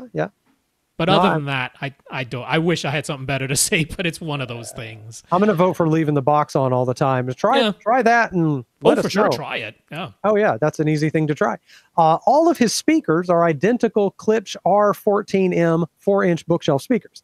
In his 12-foot by 12-foot room, would it be worth upgrading to the brand new Klipsch reference Premier speakers for his front three? He'd still want the small size, so it would be the RP400M and 400C 4-inch models. So, Rob, is there enough of a difference between those older and newer speakers to justify doing that? I doubt it. I mean, my inclination is no. Yeah, that's my inclination is if you were going to spend what it costs to get the reference Premier speakers, I mean, I don't think it's different enough. It's like if you were going to spend that money, I want to spend it on something significantly different and not even to be an upgrade, just to be different, right? It's like, I've gotten used to these speakers. I want to try something different. That I can justify. Mm-hmm. I don't think this is where you spend your money. It's not that I mean, I like the reference Premier speakers, and it's not that I don't think there's zero difference between the reference series and the reference Premier series, but I just don't think it's worth it. I wouldn't recommend spending your money that way. Probably not going to wow you enough to justify the dollars. Right. All along, he was going to use dual SVS PB1000 subs, but a smaller footprint would be nice. The thought crossed his mind to get a single SB3000 instead. In a 12 by 12 room. What would be the pros and cons? Well, the cons are you're going to crush your skull. I mean, and you also wouldn't be able to afford two of them for the $1,000 price. You're now $2,000 to get two SB3000s. You've got the uniformity issue of bass in the room. So if it's just you and everybody else can pound sand, then okay. But now I do see what he's saying about PB1000s, even though it's a 10-inch driver in there. It's a big old box. I don't blame anybody for being like, that's a big old box. Now, a 12 by 12 room, I will tell you that SB1000s, which are the same price, would be so fine in this room. You are going to have plenty of room gain. So yes, their -3 decibel point on the SB1000s is 23 hertz, not 20 hertz, but you're going to get room gain. We know he has a door on this 12 by 12 room. Yeah. So if you need the same price but a smaller size, SB1000s I can totally get behind. If you're like, I just got to have that -3 dB point, say 20 and not 23, you could spend more for SB2000s. There's no reason to get SB3000s in this room. Zero reason to do it, Bobby. I would much rather have two sealed smaller subwoofers than a single SB3000. The SP3, that's crazy town. Don't do that. So SP2000s I could maybe see, but the price goes up quite a bit. It's an extra $400. So if you got to stay with the same $1,000 price point and you need the smaller size, SP2000s will be totally fine. I promise you, Bobby. But I know everybody's sensation is, what if I'm missing something? I know, of course. What if this is a lot of money? $1,000 is a lot of money to be spending on a couple of subwoofers. I don't blame anybody for questioning it and wanting all of it, but I promise you, SB1000s would be fine in here, apparently. There you go. His collection of Ultra HD Blu-rays is starting to get fairly large. That's making him interested in backing them up so he can play them without having to actually use the physical discs. But he doesn't have an up-to-date computer. So what all would he need in order to back up, store, and play Ultra HD Blu-ray backups? Well, you're going to need a Blu-ray drive. Yes, you will need a UHD friendly, is the term that they give them. I'll just point you straight to the answer, because instead of explaining it in full, it's easier to just point you to the answer, which is to go to the makemkv.com forum. There you go. So makemkv.com, go over to their forum. They have an entire Ultra HD drive section in the there forum. You go. Okay. And what you'll find in there is, first of all, there's a couple of people who are just selling drives that are already ready to back up Ultra HD Blu-rays. That's the easiest thing, because if you go to a store right now, the ones you're going to buy in a retail box, they've updated all the firmwares so that it doesn't work anymore. I see. You can't back up Ultra HD Blu-rays. They don't work anymore. You can't buy it in a store, in a retail box. They do have instructions on that very same forum for how to roll back the firmware on a drive that you buy. A version that works. And there are some specific drives. So I'm going to say, go to that forum, look at the models that are listed there. I'm going to recommend you just buy from one of the two guys on that forum who's selling them ready to go, because they're not overcharging. They're very reasonable with what they're charging. And honestly, that's the way to go. So you need one of those drives. Now, you need a computer. Obviously. You do need a PC to do this. And this isn't a notebook computer situation either. Well, it could be. I guess you could use it as an external drive. Because just the backing up part of it, you don't need anything super powerful. It might take longer on an old, slow computer. Right. But you need the drive. Now, if it needs to be connected externally, this is one of the other things. The UHD-friendly drives that work aren't external drives. They're internal drives. But you can put them into a case. You could. To turn them into an external drive. So if you have an old laptop or something, and there's no way to install an internal UHD drive into that, you can get it as an external format. Again, the same guys who sell it, they'll sell it to you with an external chassis. So you can do all of that from the MakeMKV forum, get the drive that you need, connect it to any old computer, even externally if you need to, with an external cage around it. You can do all that. Then you will use MakeMKV, and that's the software you need. So that will get you the backup into a MKV file. I would not use a computer more than a few years old for this. I wouldn't, because it's going to take. You could. It's just going to take forever and make the whole process not any fun. It might take 4 hours to back up one disc, but that's called not any fun. I'm telling you, like a little notebook with an external drive, I've just seen too many times where things just don't quite go right. Yeah, and an older computer is going to be slow with 4K anything, even if it's not. It's just processing all night long sometimes. So I don't know. I would have a desktop, but. The next question is, what are you going to use to play it back? Because if your plan is to use the same computer to play back the backups, and you're not going to have some other playback device, well, like he's saying, he doesn't have an up-to-date computer. So at this point, you're probably getting yourself a computer. Now, you got a couple of choices. You're going to want one that is at least a 7th generation Intel processor. They're on the 8th generation right now. So that this isn't just a matter of speed, is it? This is a matter of having the correct HDMI output. Right.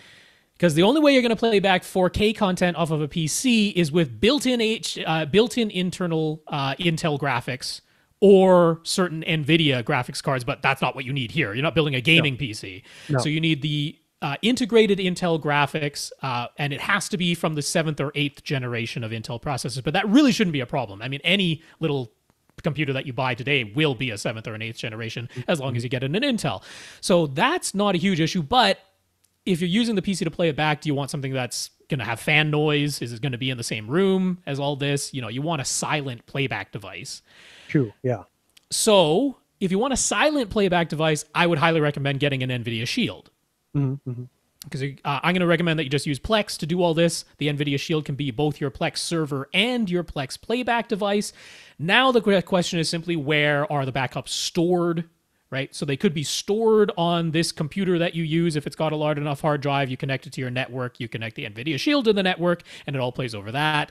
You could just buy yourself a big old honkin' USB hard drive. It doesn't have to be fast. No, because even though you're thinking, oh, it's 4K, it's like, no, it's 100 megabits per second at the most. Any hard drive can deliver that. Absolutely. You can plug that in with USB directly to your NVIDIA Shield. You get yourself a nice big 10 or 12 terabyte drive. It's going to store plenty for a while. And that could be your setup. You back it up even on an old computer. You move it over to that USB hard drive. You plug that straight into your NVIDIA Shield, and away you go. That's your I don't see a system. way. I don't see a way to make this super cheap if you don't have really anything. Like if you're starting with all you have is like some ancient computer that probably isn't going to do the trick.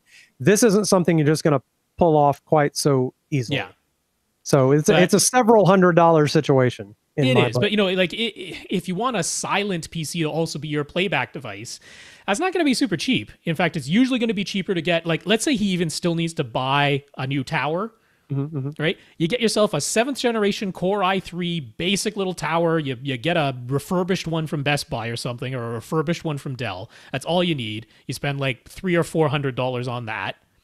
You get the Ultra HD Blu-ray drive, and then you get an NVIDIA Shield. In total, that's going to be still less expensive than getting a nice silent PC that can play it back. Well, if you have a friend that can build one, yeah, maybe. I could build one for not much and make it pretty darn silent. Pretty quiet. Yeah. But anyway, yeah, this is just not easy. And there's no super easy, but it's not super hard. I love the NVIDIA Shield as the solution for both the playback and acting as your Plex server. Right. So yeah, those are all the things you need. You need a computer. You need the UHD drive.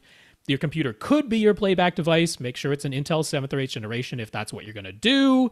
And then you need somewhere to store it, which is probably just a USB hard drive. Right. Much like my discussion about digitizing old analog videos, this has to sound fun to you. Yeah.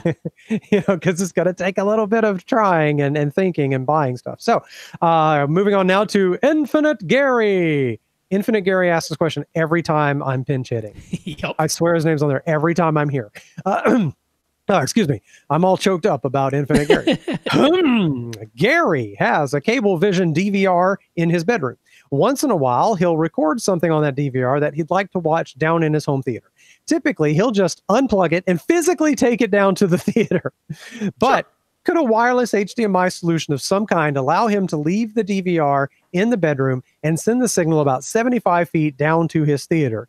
He's used a 75-foot fiber optic HDMI cable. And on a side note, that taught him that active and fiber optic HDMI cables are directional. Yes, but how would he control the DVR if it's still in the bedroom upstairs? So that might be two different setups. So what you got there, Rob, I see you've provided a link to an Amazon product. Yeah, I mean, the way I would do this, so first of all, wireless HDMI is definitely not going to work for this. Wireless HDMI, it's blasting out at such a high frequency up in the gigahertz, multi-gigahertz range that you basically need line of sight. It really will not go through floors and walls and stuff like that. It's just wireless HDMI is not the solution here. So you got the fiber optic 75-foot HDMI cable. I guess you could... I mean, there should be some way to set up like a Harmony remote, which is RF. Right. 75 feet, that's going to be a challenge, getting it all the way over to the hub. You could do repeaters. You could do IR repeaters. Yeah. But honestly, the way I would do a setup like this, where you're well away, you got one device way up somewhere, 75, 100 feet away, is I would use HD base T. We've talked about Emotiva has a $400 HD base T solution that actually does all the things, 4K, HDR, and even HDMI ARC, the audio return channel, which is a little bit rare in HD base T. That's $400. But there's a unit you can buy on Amazon that's $250. It does not do ARC, but I don't think that's really a problem because he's sending it from his cable box. Yeah, that's not what he's wanting. Not from his display back to the cable box. Right. So no. It doesn't do ARC, but it's $250. HDMI HD base T extender. We'll have the link for it at avrant.com for the specific one. I like but this. What that also does is, so you're running Ethernet, right? You're going to have one of these HD base T devices up next to your cable box. Then it's going to be an Ethernet cable connecting that to another little HD base T device that's down in your theater. There you go. The only thing going between those two things is an Ethernet cable. You only have to plug in one of those HD base T devices to the wall because it actually sends power over Ethernet to power the other little device at the other end. And it will also send the IR commands via that same Ethernet cable. How about that? Now that sounds perfect. IR in and IR out on both ends of the little HD base T devices. So it checks all the boxes. It is $250, but Ethernet cable is super cheap. Right. And that's the way I would do it. It takes care of everything that you need to do in this situation. Yeah, that's HDMI 2.0B. It's all the things. Everything it is all the things. There you go. Perfect thing to do. And finally, one more from him. Do Tom or me, Lee, today, and or Rob have any examples that spring to mind where we bought an audio product and had one opinion of it at first, but then that opinion changed as we spent more time with it? Yes. Okay. What's yours? Oh, absolutely. In fact, the receiver in my living room right now, when I first got that, I thought for sure I'd hear no sound difference between the previous receiver. So I had a receiver from about the year 2000. And then I got one in 2014. And when I first plugged it in, it sounded like too much was coming through the center channel. It sounded like they took my bass away. It just sounded wrong. And then what I realized over time, I mean, at first what I did is I started really pumping up the bass and I turned down the center channel. I was like, what is that stupid thing? Why is it? And then I realized after a while that I was actually hearing more clarity from the center. Okay. And I literally noticed that I could understand dialogue better. And my speakers didn't change. That's what blew my mind. I'm like, how is this receiver doing that? And I'm not talking about crazy obvious effects. I'm just talking about like I was a little unhappy and confused. It sounded different. But after a while, I noticed myself changing the settings back to what the receiver recommended in the first place. And so I started creeping that center channel back up again and realizing, oh, that's what I was supposed to be hearing. You came to appreciate it. I came to appreciate it. And I found that strange because, I don't know, I just think of like amps should be amps. But maybe it's the processing that was getting me. The amplifier probably is. But yeah, there's additional processing going on. Yeah. There is. And it turned out to be better, but I was a little bit disappointed and confused at first. So that absolutely happens. And I've had speakers and headphones kind of be the same way. It's just different. Your ears hear something as different, and you can't quite decide at first, is this worse? Is this better? Well, I remember way back many years ago getting the big tower Yamaha speakers that I have and thinking that it was just weird in the treble sounded harsh. And again, I was hearing clarity. I was hearing what I was supposed to be hearing, whereas before I had an old rack stereo system from the 80s, and it was nice and boomy and I was used to it. And just so I was hearing. So yes, those are two examples that spring to mind for me, definitely. Yeah, well, the one that immediately springs to mind for me was the first proper subwoofer that I got, because I started with a RCA brand home theater in a box, and it had a thing that it called a subwoofer, but that always sounded bad. Definitely an improper subwoofer. And now you have a proper. So the first thing where I bought all the components separately were Polk speakers, and I got a Polk 10-inch sub, and I thought that thing was the bee's knees when I first got it. Yeah. But over time, I was like, I mean, it's making a whole lot more noise than the old little RCA home theater box subwoofer ever did. But it's like, it's not really very tight. It's not really very accurate. And so mine was kind of the reverse. Over time, I came to be like, I need something better. And that's when that's might have been what really prompted me to like get on the forums, learn about internet direct brands. I ended up with an HSU subwoofer. And that was like, oh yeah, I was right. That Polk wasn't doing everything. You're right. Was it chuffing, Rob? It might have been chuffing. Well, you could actually visibly see the curtains being blown by the air coming out of the port on the little Polk. So I've seen that, that mine was the reverse. Over time, I became less enamored because compared to the home theater in a box sub, it was an upgrade. I'm not saying it wasn't that, but it took a little while. But I was like, this isn't giving me everything, and it led down to where I am today. Right. So, it's not that the equipment changed, your ears change. And that's where, like, when people say you got to break in these speakers till they sound good, you're breaking in your brain. You're breaking in your brain. That's what you're breaking in. It's not changing significant. I hear that all the time and I cringe every time I hear it. No, you're just getting used to it. So there's our stories of things. So those are all real things. John on Twitter. It appears as though most receivers have their watts per channel specified as 2 channels driven these days. They also have some sort of peak power specification, like maybe the watts per channel for 1 channel driven at 1% distortion. Is there some way to take those specs and calculate what the all channels driven watts per channel would be? No. Am I correct there? You cannot do conversion. You don't know for sure. Not precisely, but I can give you something that'll get you kind of in the ballpark. All right. Hopefully that's good enough. Right. Now, Axiom actually years ago was like, this is the formula they use, and it's usually about right. Usually if you actually do a full measurement, like Audioholics is great because they do full all channels driven measurements of including AV receivers. So that's one way to double check. But the formula that Axiom gave gets you in the ballpark, which is you take that specification that they give. So let's say they're saying it's 100 watts per channel, 2 channels driven. Okay. Right. Full bandwidth, 20 hertz to 20 kilohertz into an 8 ohm load at a fairly low distortion, 0.05 distortion or something like that, right. 0.1% distortion, some figure like that. You'll see that very commonly on AV receivers, and it will say 2 channels driven. So you take that amount. So let's say it's 100 watts per channel. So let's multiply that by 2. So right now we're at 200 watts. Okay. That's what we've got. Now, take however many channels are remaining. So if it's a 7-channel receiver, like a lot of them are, you've got 5 more channels, right? You've taken the 2 channels, 100 watts each, so that's 200 watts.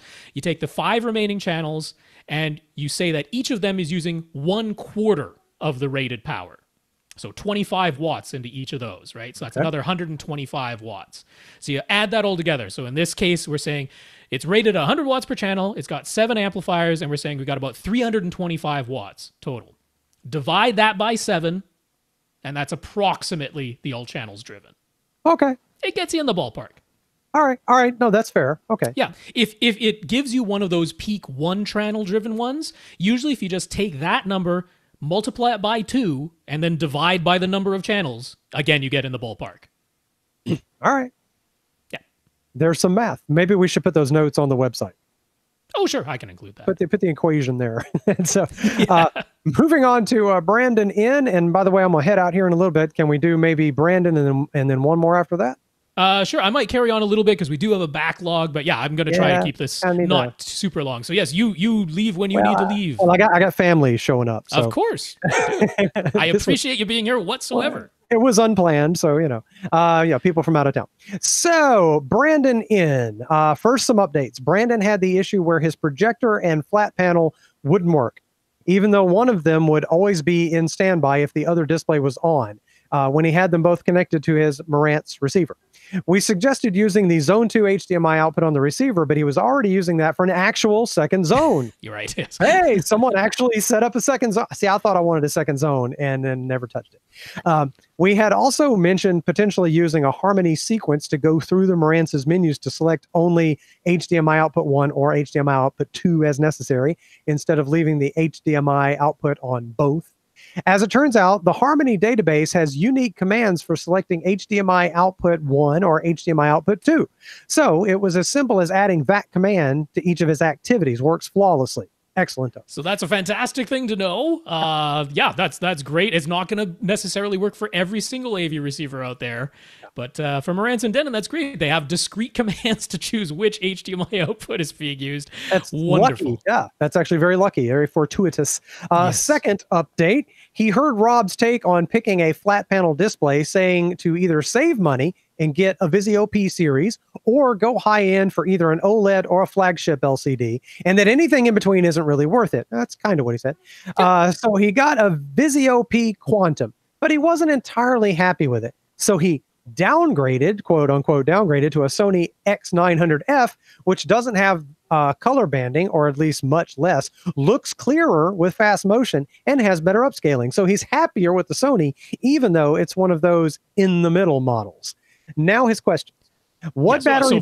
That's totally totally fair, Brandon. That Absolutely. is totally fair. In a little bit of defense of myself, I will say I mentioned in passing that the Sony does have especially the motion processing that a lot of people do like. So if that's the thing, then that's going to be one of those features that puts that particular model over the top for you. But yeah, no, I mean, it's not as though I dislike any of the models that were in the middle. No. It was mostly that, when someone's like, should I spend $600 more than the Vizio P series? It's difficult for me to justify. Right. Unless you have the specific reason. And that's why I said some people will find that justification. That is completely fine. That's what I said. Brandon wasn't exactly characterizing your comments just right. So yeah, you're correct. Well, no, I wrote this up. It's not like those are my words on top of Brandon's sentiment. So that's right. All right, but no, fair enough. If there's a specific reason you like something better, you like it better, and that's great. Of course. Those TVs exist for a reason with those features for a reason. So I mean, now the Sonys are really nice. So I got no beef with that whatsoever. And I'm glad that you found a TV that you're very happy with. That is the main thing. Right. I'm a Sony fan. Now his questions. What battery backup should he get for his projector? His projector is far away from his equipment, so he was thinking something physically small and not too expensive would be nice. He came across CyberPower's mini tower UPS units for 100 to 150 or so. They'd only run on battery for 2 to 5 minutes, but that should be just enough to safely power down the projector in the event of a blackout, right? That sounds logical to me. Is that enough time? Don't get those. Don't get them. Get those. Just don't get them. Don't get them. Just look at the Amazon reviews. Don't get those. I'll leave it at that. Don't get those. Because what do they do wrong? Right away, I'll say there's an alternative in a very similar price point from APC. Yes, APC is a good brand. Whom we do trust. And that would be, so it's tough because APC is very straightforward with what they say. They don't fudge things. And so they will say, if you plug in devices to our battery backup units that are not the devices that we recommend plugging into this particular model, we aren't going to cover you. I see. Something goes bad, we aren't going to cover you, which, fair enough. They state it very plainly. Here are the devices that we recommend plugging into it. If it's not on that list, we're not going to cover you. Kind of got to say fair. But that being said, their back UPS units are very reliable. The battery life is longer than these CyberPowers. The price isn't any higher. And if you go with the BE850 in the back UPS series, so it's tough because I can't tell you that it's completely safe because this is a projector you're plugging into it. And if something does go wrong, APC is entirely within their rights to say that we're not covering that because they don't say to plug AV gear into their back UPS units. They say these are for computers and computer peripherals. So it's very tough for me to say I can 100% go you're safe with this, but at the same time, if that's all you need, is you need some battery power, it's going to work. It's going to be Isn't a projector arguably computer equipment? Yeah, it's kind of tough. I'm sorry, but I have a law degree, so... Yes, exactly. I think you can make that argument. Yeah, so, but I mean, that's the one I'm going to point you to if this is what you want, but there's a little bit more to it. All right. Brandon knows we've recommended the APC J25, but that's a bit big and pricey if his projector is the only thing plugged into it. The only other gear that's somewhat physically close to the projector is a subwoofer, but we've said not to plug subwoofers into a power conditioner, right? But would a surge protector for the sub still be a good idea? Maybe use one of the surge-only outlets on the battery backup unit. What should he buy and what should he plug into it? Is his specific question. And I don't think a surge protector ever hurts anything. The surge side of if it's one of the ones that limits the amount of amperage that can get through it. Oh, well, okay. A properly sized surge protector shouldn't hurt anything. Gotcha. So so I'm fine with plugging a sub into a surge protector that allows the full 15 amps through because sometimes you need that in very rare instances. If it were the J25, it has a couple of outputs on it that say surge only high amperage or high current. I think it says high current. Perfect. Those would be fine for a subwoofer, but he doesn't really want the J25. No. So I wouldn't really highly recommend plugging in a big subwoofer to one of the back UPS units. Those on their surge-only outlets, because they do have both battery and surge-only outlets, those do choke it down to 12 amps. Probably not going to be a problem, but I wouldn't highly recommend it. I would just plug your sub straight into the wall. Okay. Subwoofers, the manuals will all tell you to do that. So I don't really see... So I'm in favor of getting the J25. I'm in favor of using it for more than your projector, and I'm in favor of putting it next to your equipment and then installing a male inlet near your equipment so that you can plug a regular small extension cord from the J25 into the male inlet. You then run Romex from the male inlet to the regular electrical outlet that you have positioned near your projector. Oh, okay. And so you've basically created a in-code extension cable that gets the projector's connector all the way over to your equipment panel so that everything can plug into your J25, including things like your cable box, so that when the power goes out, you can still continue your recordings.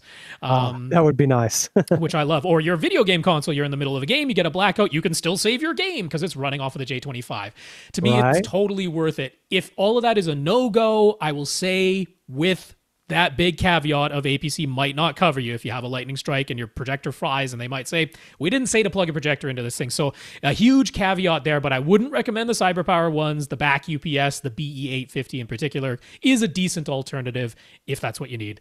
Those are my answers. That makes a lot of sense. You're fitting the budget and the size and everything else. But get the J25. I still, I still think you can argue that a projector is computer equipment. Just maybe. So you know what? That was a pretty quick question. I'll hang in here a little longer with you. Sure, we can do this one last one, and then I'll do a couple few more. more. I can do a couple more. I can do a couple more. I'm good.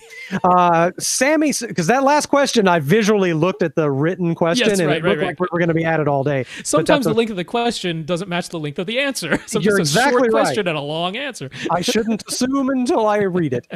Sammy saw something written on a forum about solid-state equipment warm-up time. Here's a quote. Solid state should be left on all the time. If you have not tried it, do so tonight and see if tomorrow it does not sound more liquid and effortless. Hang on, let me just... Those are some real objective terms there. Liquid. Oh, yes, my liquid audio. That is, I can measure that with an oscilloscope. I got a little acid reflux after that. I just... any factual basis for this? No. Or is it total nonsense? Yes. Well, I mean, I guess if you want to call it factual basis, would be like pure Class A amplifiers, which are solid state. They don't have to be tube based. They can be, but they don't have to be. It could be a solid state, pure Class A amplifier. And since those are just constantly cycling power, which is why they get crazy hot and are like 10% efficient, like 90% of what goes into it gets turned into heat and 10% gets turned into sound. Wonderful. But in that instance, there can be, should I even bother saying it? Look, objectively, there can be a difference. It does have to like saturate, right? Which in the case of the hours. I'm just saying, let's not try to make it sound like there's a reasonable answer to this. I'm just saying, is there any factual basis for this? That's it. I know what you're saying, and I understand you wanting to be exactly accurate on the basis of some science, but every now and then you got to avoid those kind of technically perfect answers to make sure you're not giving people a reason to believe nonsense. Because people, for the most part, this is nonsense. You know how it's nonsense when it says it's going to sound more liquid. Yeah, liquid. Yes, effortless. Yes, please show me how to measure that.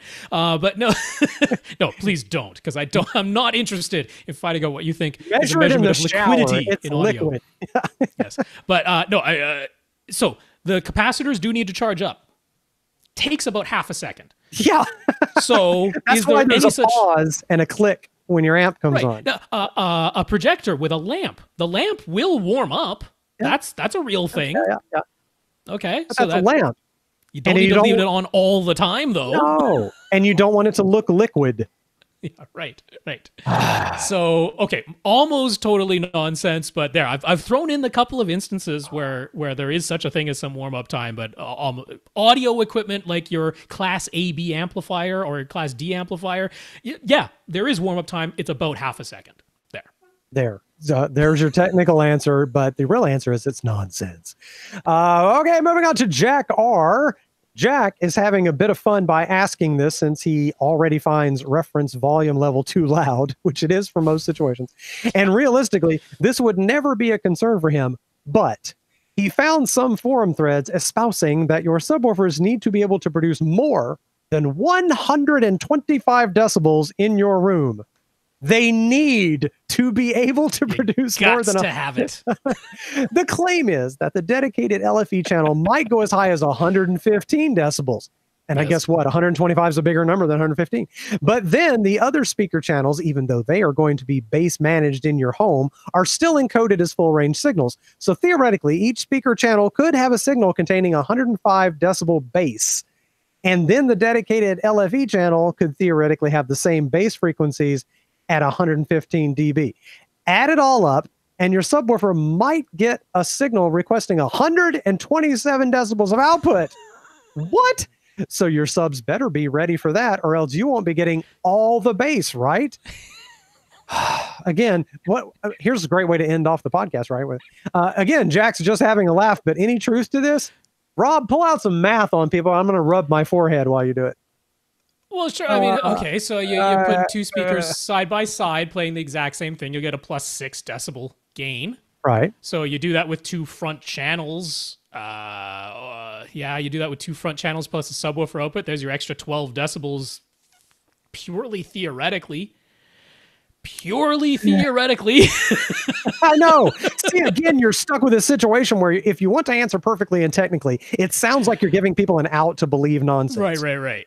But that's not, please listeners, do not equate being super technically accurate as Rob must be. So, I mean, you can even do the thing where in full reference volume in a cinema, okay, not at home, in a cinema, you go to the full reference white paper. There's, white papers about that from Dolby and other companies. They say that the subwoofers need to be able to play in excess of 110 decibels. Right. Now, yes, the dedicated LFE channel can have a signal as great as 115 dB that could be in the signal, but in terms of what is reference volume in a full-size cinema, it is the subwoofers being capable of outputting in excess, and that could be 0.1 of a watt more than 110 decibels. So that's what your subwoofers need to be able to produce. They need to be able to produce just slightly in excess of 110. That's the spec. That's it. Right. That's all of it. There's no more that you need to go. Now, I mean, this is people wanting to justify buying their JTR subwoofers, their captivators and stuff, and putting it in a 12 by 12 room. They want to justify it. So, okay, knock yourself out. That's fine. You're going to be turning it down. I got subs that, so my PC-13 Ultras, are they capable of doing 127 decibels in my room? I don't know. It might get close, but I have them out of their scale that goes from 0 to 100 on their volume dial. I have them set at 4. So can they do it? Wait. Probably you say not. 4 out of 100. Yes. The volume dial goes from 0 to 100. I have them set at 4. 4. Yeah. So, And they probably can't even do 127 decibels. They probably can't, even in my teeny tiny little rooms. So no, this is nuts. Is there a theoretical truth? Okay, the numbers can be. No, don't do it. Don't do it, It would be Rob. really poorly mastered audio. Why would you have the exact same sound in all of the speakers and in the dedicated LFE channel all at the same time, all at max? Why would you master something that way? That's ridiculous. That would be horrible audio tracks. That is terrible engineering. Right. So it's not gonna happen. It's not gonna happen. You really don't need it to happen. I know Jack's just having a laugh and he wants to hear both of us get our ire up and shake our fists at our webcam. AV Rant. It's totally fine. We got to rant about something here in 2019. Yeah. It's AV laugh really hard in this case. Let's go one more question, man. I don't want to leave you hanging here too much. Those last two went fast because we're just laughing at nonsense. So that didn't feel like much. So one more, because I haven't heard anybody walk in the door yet. Tim bought a Denon X3400H receiver. It's his first time using Odyssey Multi-EQ XT32. Right out of the box, he did his speaker settings manually, physically measuring their distances from his primary seat and measuring their levels with an SPL meter. Then he ran Odyssey, and of course, it changed all the settings. Yep. That's what it'll do. It'll set all those things automatically. It'll do it. The auto setup set his front, left, right speakers to large, gave his surround speakers a 40 hertz crossover frequency, and gave his center a 60 hertz crossover. He manually set his front, left, right back to small. Good. since he has a new SBS subwoofer, also an AV Rant recommendation. Excellento. But other than that, should he manually set all the crossovers to 80 hertz? Leave them where the Odyssey auto setup put them? Or what about the 120 hertz setting that rings a bell as something he heard about at some point? My guess would be if it picked 40 or 60, I'd probably set it at 80. There's no need to go higher than that if it picked 40 or 60. That means the microphone heard something lower. Yeah, and it means it was minus 3 decibels at those points that it picked. Mm-hmm. So am I nuts? Just set all of them to 80 as a starting point? I mean, that's really the baseline advice. It's certainly what Tom would say. You'd move them all to small. Don't leave your front, left, right at large. Don't do that. Set it to small. Move them all to 80 hertz. You're almost certainly going to be fine. Right. So that is the baseline advice. Now, that 120 hertz, where did that ring a bell? That is your low-pass filter for the dedicated LFE channel. Mm-hmm. That by default is set to 120 hertz. It should stay at 120 hertz, and it should never be anything else. So I don't even know why they allow you to change it, to be honest. There's no reason. That is strictly in the dedicated LFE channel. It should always be 120 hertz, so that's where that figure might have been ringing a bell for you. So you'll see the LPF for LFE. That'll be one of the things. Leave it at 120. The rest, set your speaker to small, give them 80 hertz. Now, the one little thing is my little extra way of doing things, which is you could, if you want to go nuts, play a test tone out of only one speaker at a time, and that might involve physically unplugging and plugging in speakers to do this. Right.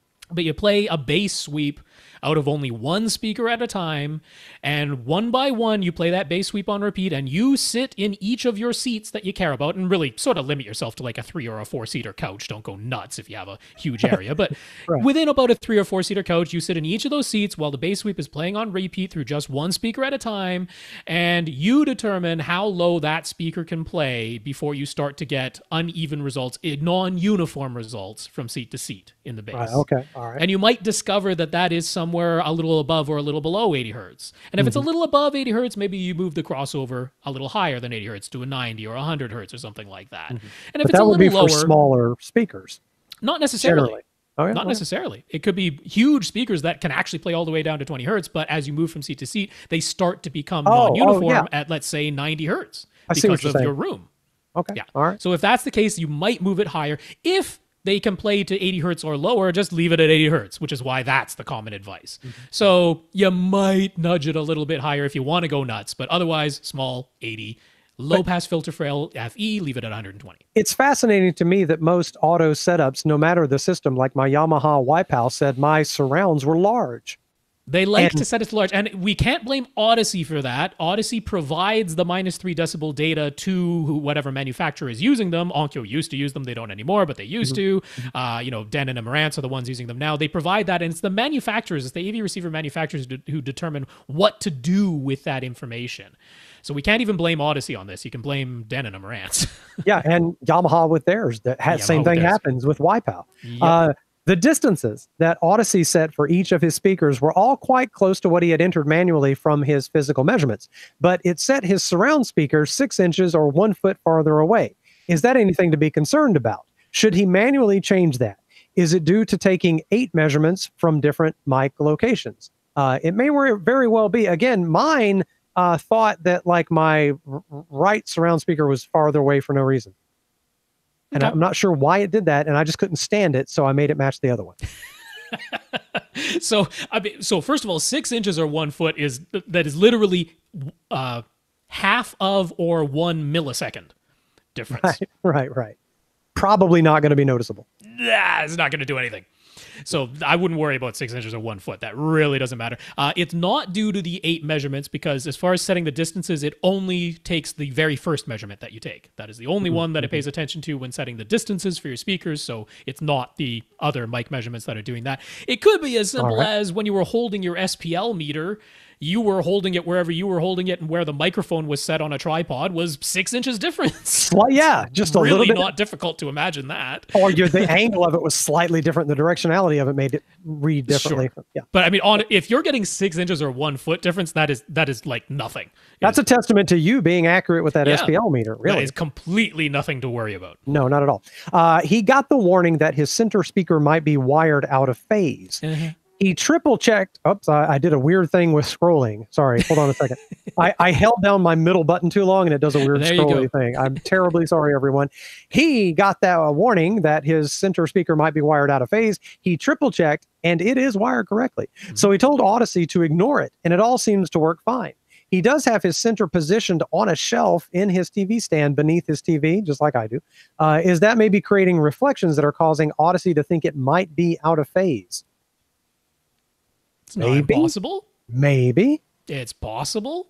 I mean, we've seen lots of these things. You know, we had the one fellow who was like, he ran it one time and it told him his left surround speaker was out of phase. He ran it the next time and it told him his right surround speaker was out of phase. But, you know, not both. So, I mean, yeah, this is one of those things where, I mean, this is why Odyssey even says in their own instructions, if you are certain that it is wired correctly, it is fine to say ignore it and proceed.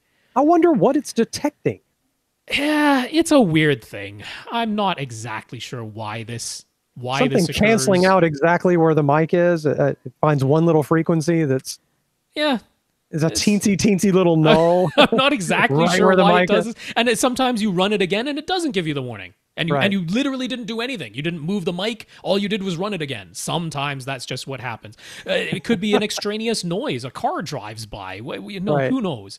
It's a little bit mysterious on that. But yes, if you are sure that it is wired correctly, I mean, if you want to be super anal retentive about it, you could actually wire, say, your front left and your center as your front left and right temporarily and play something and make sure that the stereo image does come from exactly between those two speakers.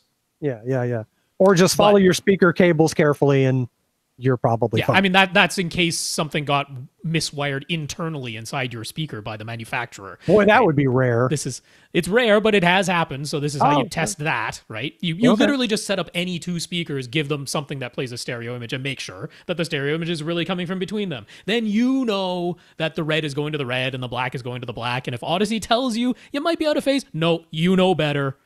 And you're okay, and it's totally fine to ignore it and proceed. It's okay to trust yourself on occasion. Yes. Don't overthink it. Ryan L. Ryan has Ascend CMT 340 SE front, center, left, and right speakers, and CBM 170 SE surrounds. Now he wants to expand to Atmos, and he's considering the Boston Soundwave Soundware. Is it Soundware? It's Soundware, yes. Soundware. I just read that wrong. 4.5. So the Boston Soundware 4.5 speakers from Accessories for Less. The ones we've been talking about. Yes. We have. And we're showing the picture again on YouTube. But would it be better to save up for Ascend HTM 200 SE speakers? Or what about Outdoor Speaker Depot's mountable patio speakers? Well, now you've given us three very different things. Very different. Yeah, don't go those Outdoor Speaker Depot patio speakers. That's, no. And the ones he linked to were like 8-inch woofers. I'm like, that's crazy. You're going to put that on your ceiling? No, don't do that. Don't do that. Now, the HTM 200 SEs, awesome speakers. They make for great Atmos speakers, but you don't need speakers that good for Atmos.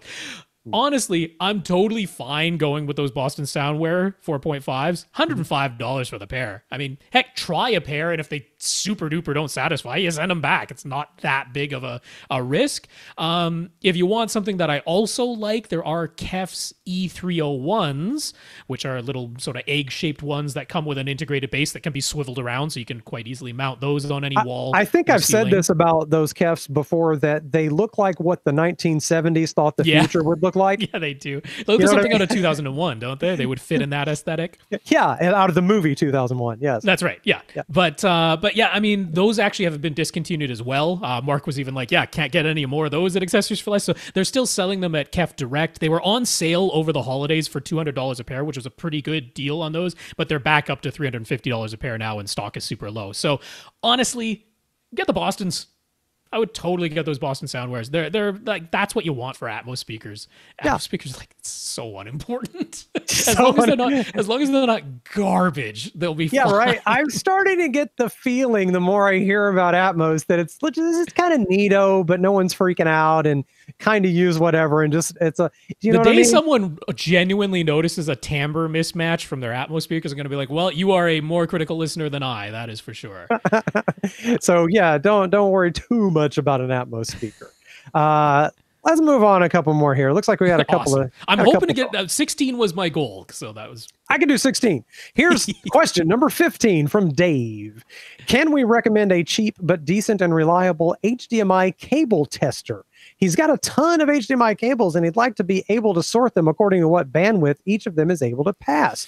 Well, ask and he shall receive, right? Well, not quite. Right.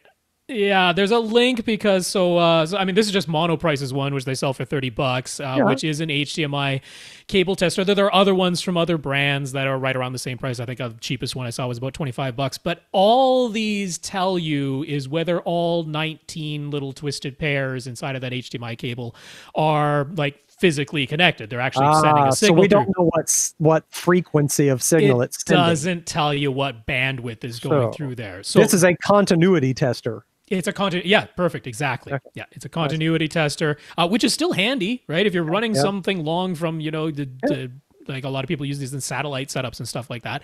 It's not a bad thing to have, but it's not what he described, where he's actually trying to find out what bandwidth each of them is passing.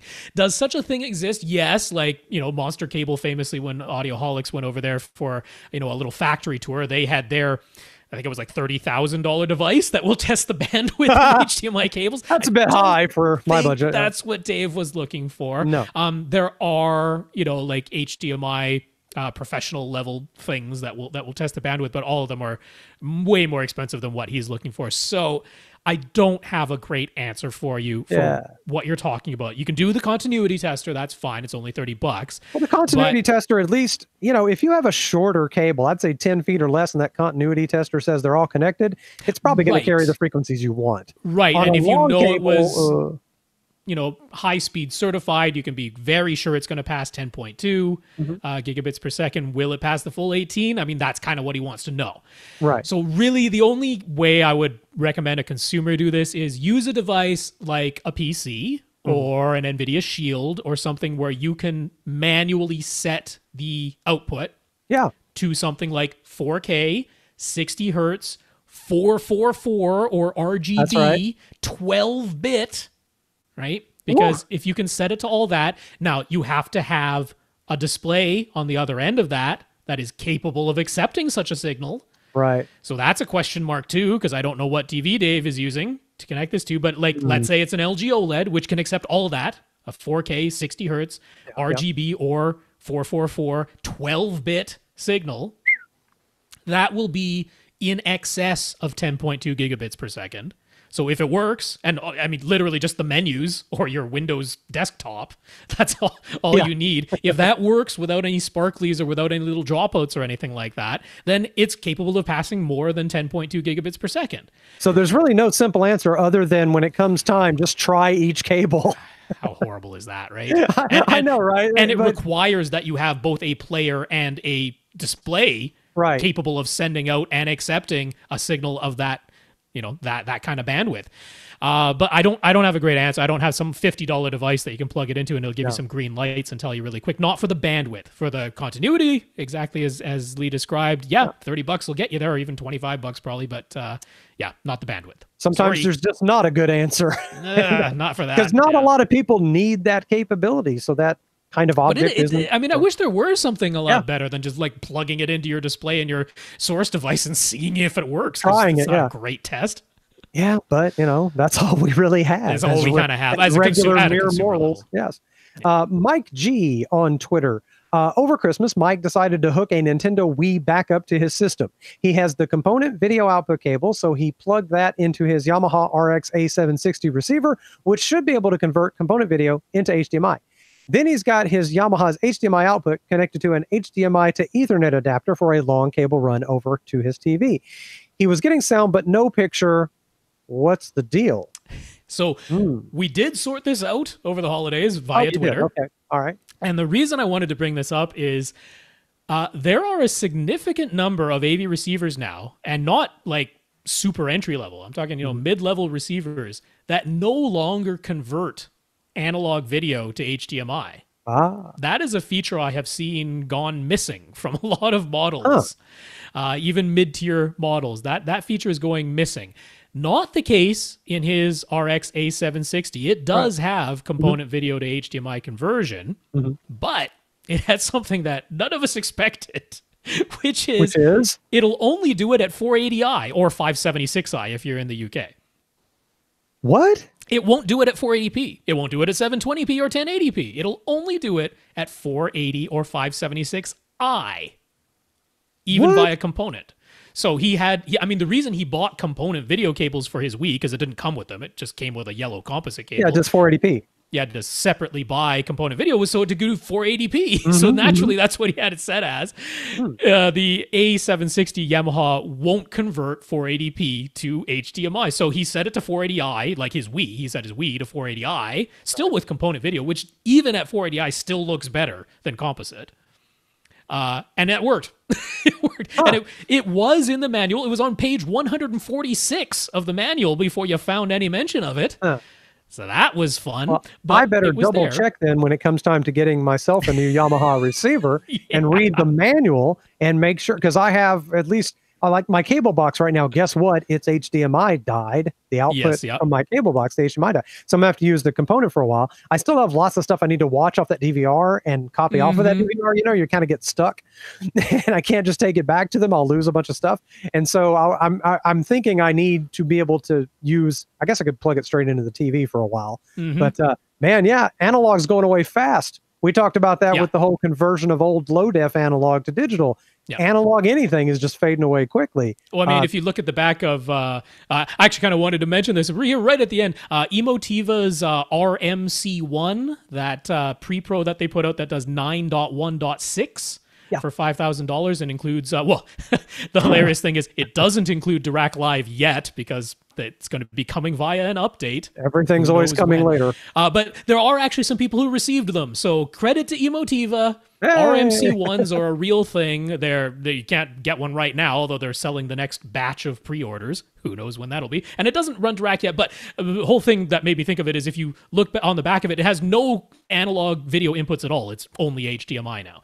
So I wanted to bring that up because this is a thing where you can't take for granted that even a mid-tier or fairly high-end AV receiver is definitely going to convert analog video to HDMI anymore. You can't take that as a given. So you got to read the manual. And super unexpected, but only 480i. What a weird thing. That is weird because I think my 2014 one will do that. More than likely. It'll probably do 1080p. Yeah, I think it will. I think it'll, I know it'll do. Yeah, I think so. So that is strange. I'm going to skip out on you now, Rob. That's absolutely fine. Yeah, if you need to go, that's fine. 16 questions. Look at that. 16. That's what I was hoping to hit. So I'll just quickly mention we've got Luke H, Leighton M, Brian F, Fab F, and we got one more, Brandon N. You are on the list. Also got questions from Justin B, Ted M, and J A. Goodness gracious. Filled in yet.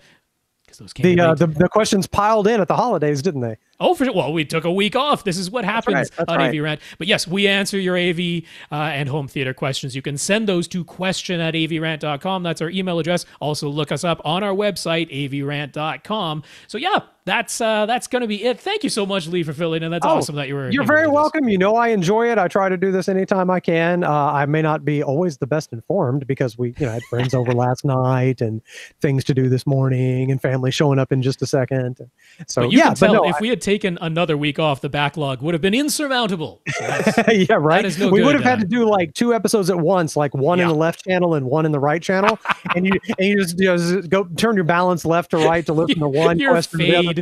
Yeah, just go left, right. We could do it in quad and do 4 questions at once. It's amazing. I think we could actually just release 2 podcasts. That seems like a thing that can be done in the digital age. But yeah, no, that's awesome. Going to thank our listeners of the week. That's our 73 patrons over at patreon.com/AVRant podcast, including Gib G. If you want to donate via PayPal instead, come to avrant.com. Over on the right-hand side, there's the support the podcast button over there. And want to thank James C., who did give an Amazon gift card to Tim, as well as to me. Tim. Where did Tim come from? Tom, as well as Tom is already fading away. I've been here 2 weeks in a row, and we're forgetting who Tom is. He's the picture in Back to the Future. Tim something? Yeah, he's a fading picture. Thank you to everybody. Happy New Year. Welcome to 2019. Yay. On behalf of Tom Andry, I'm Rob H. And I'm Lee Overstreet. Now go out and listen to something.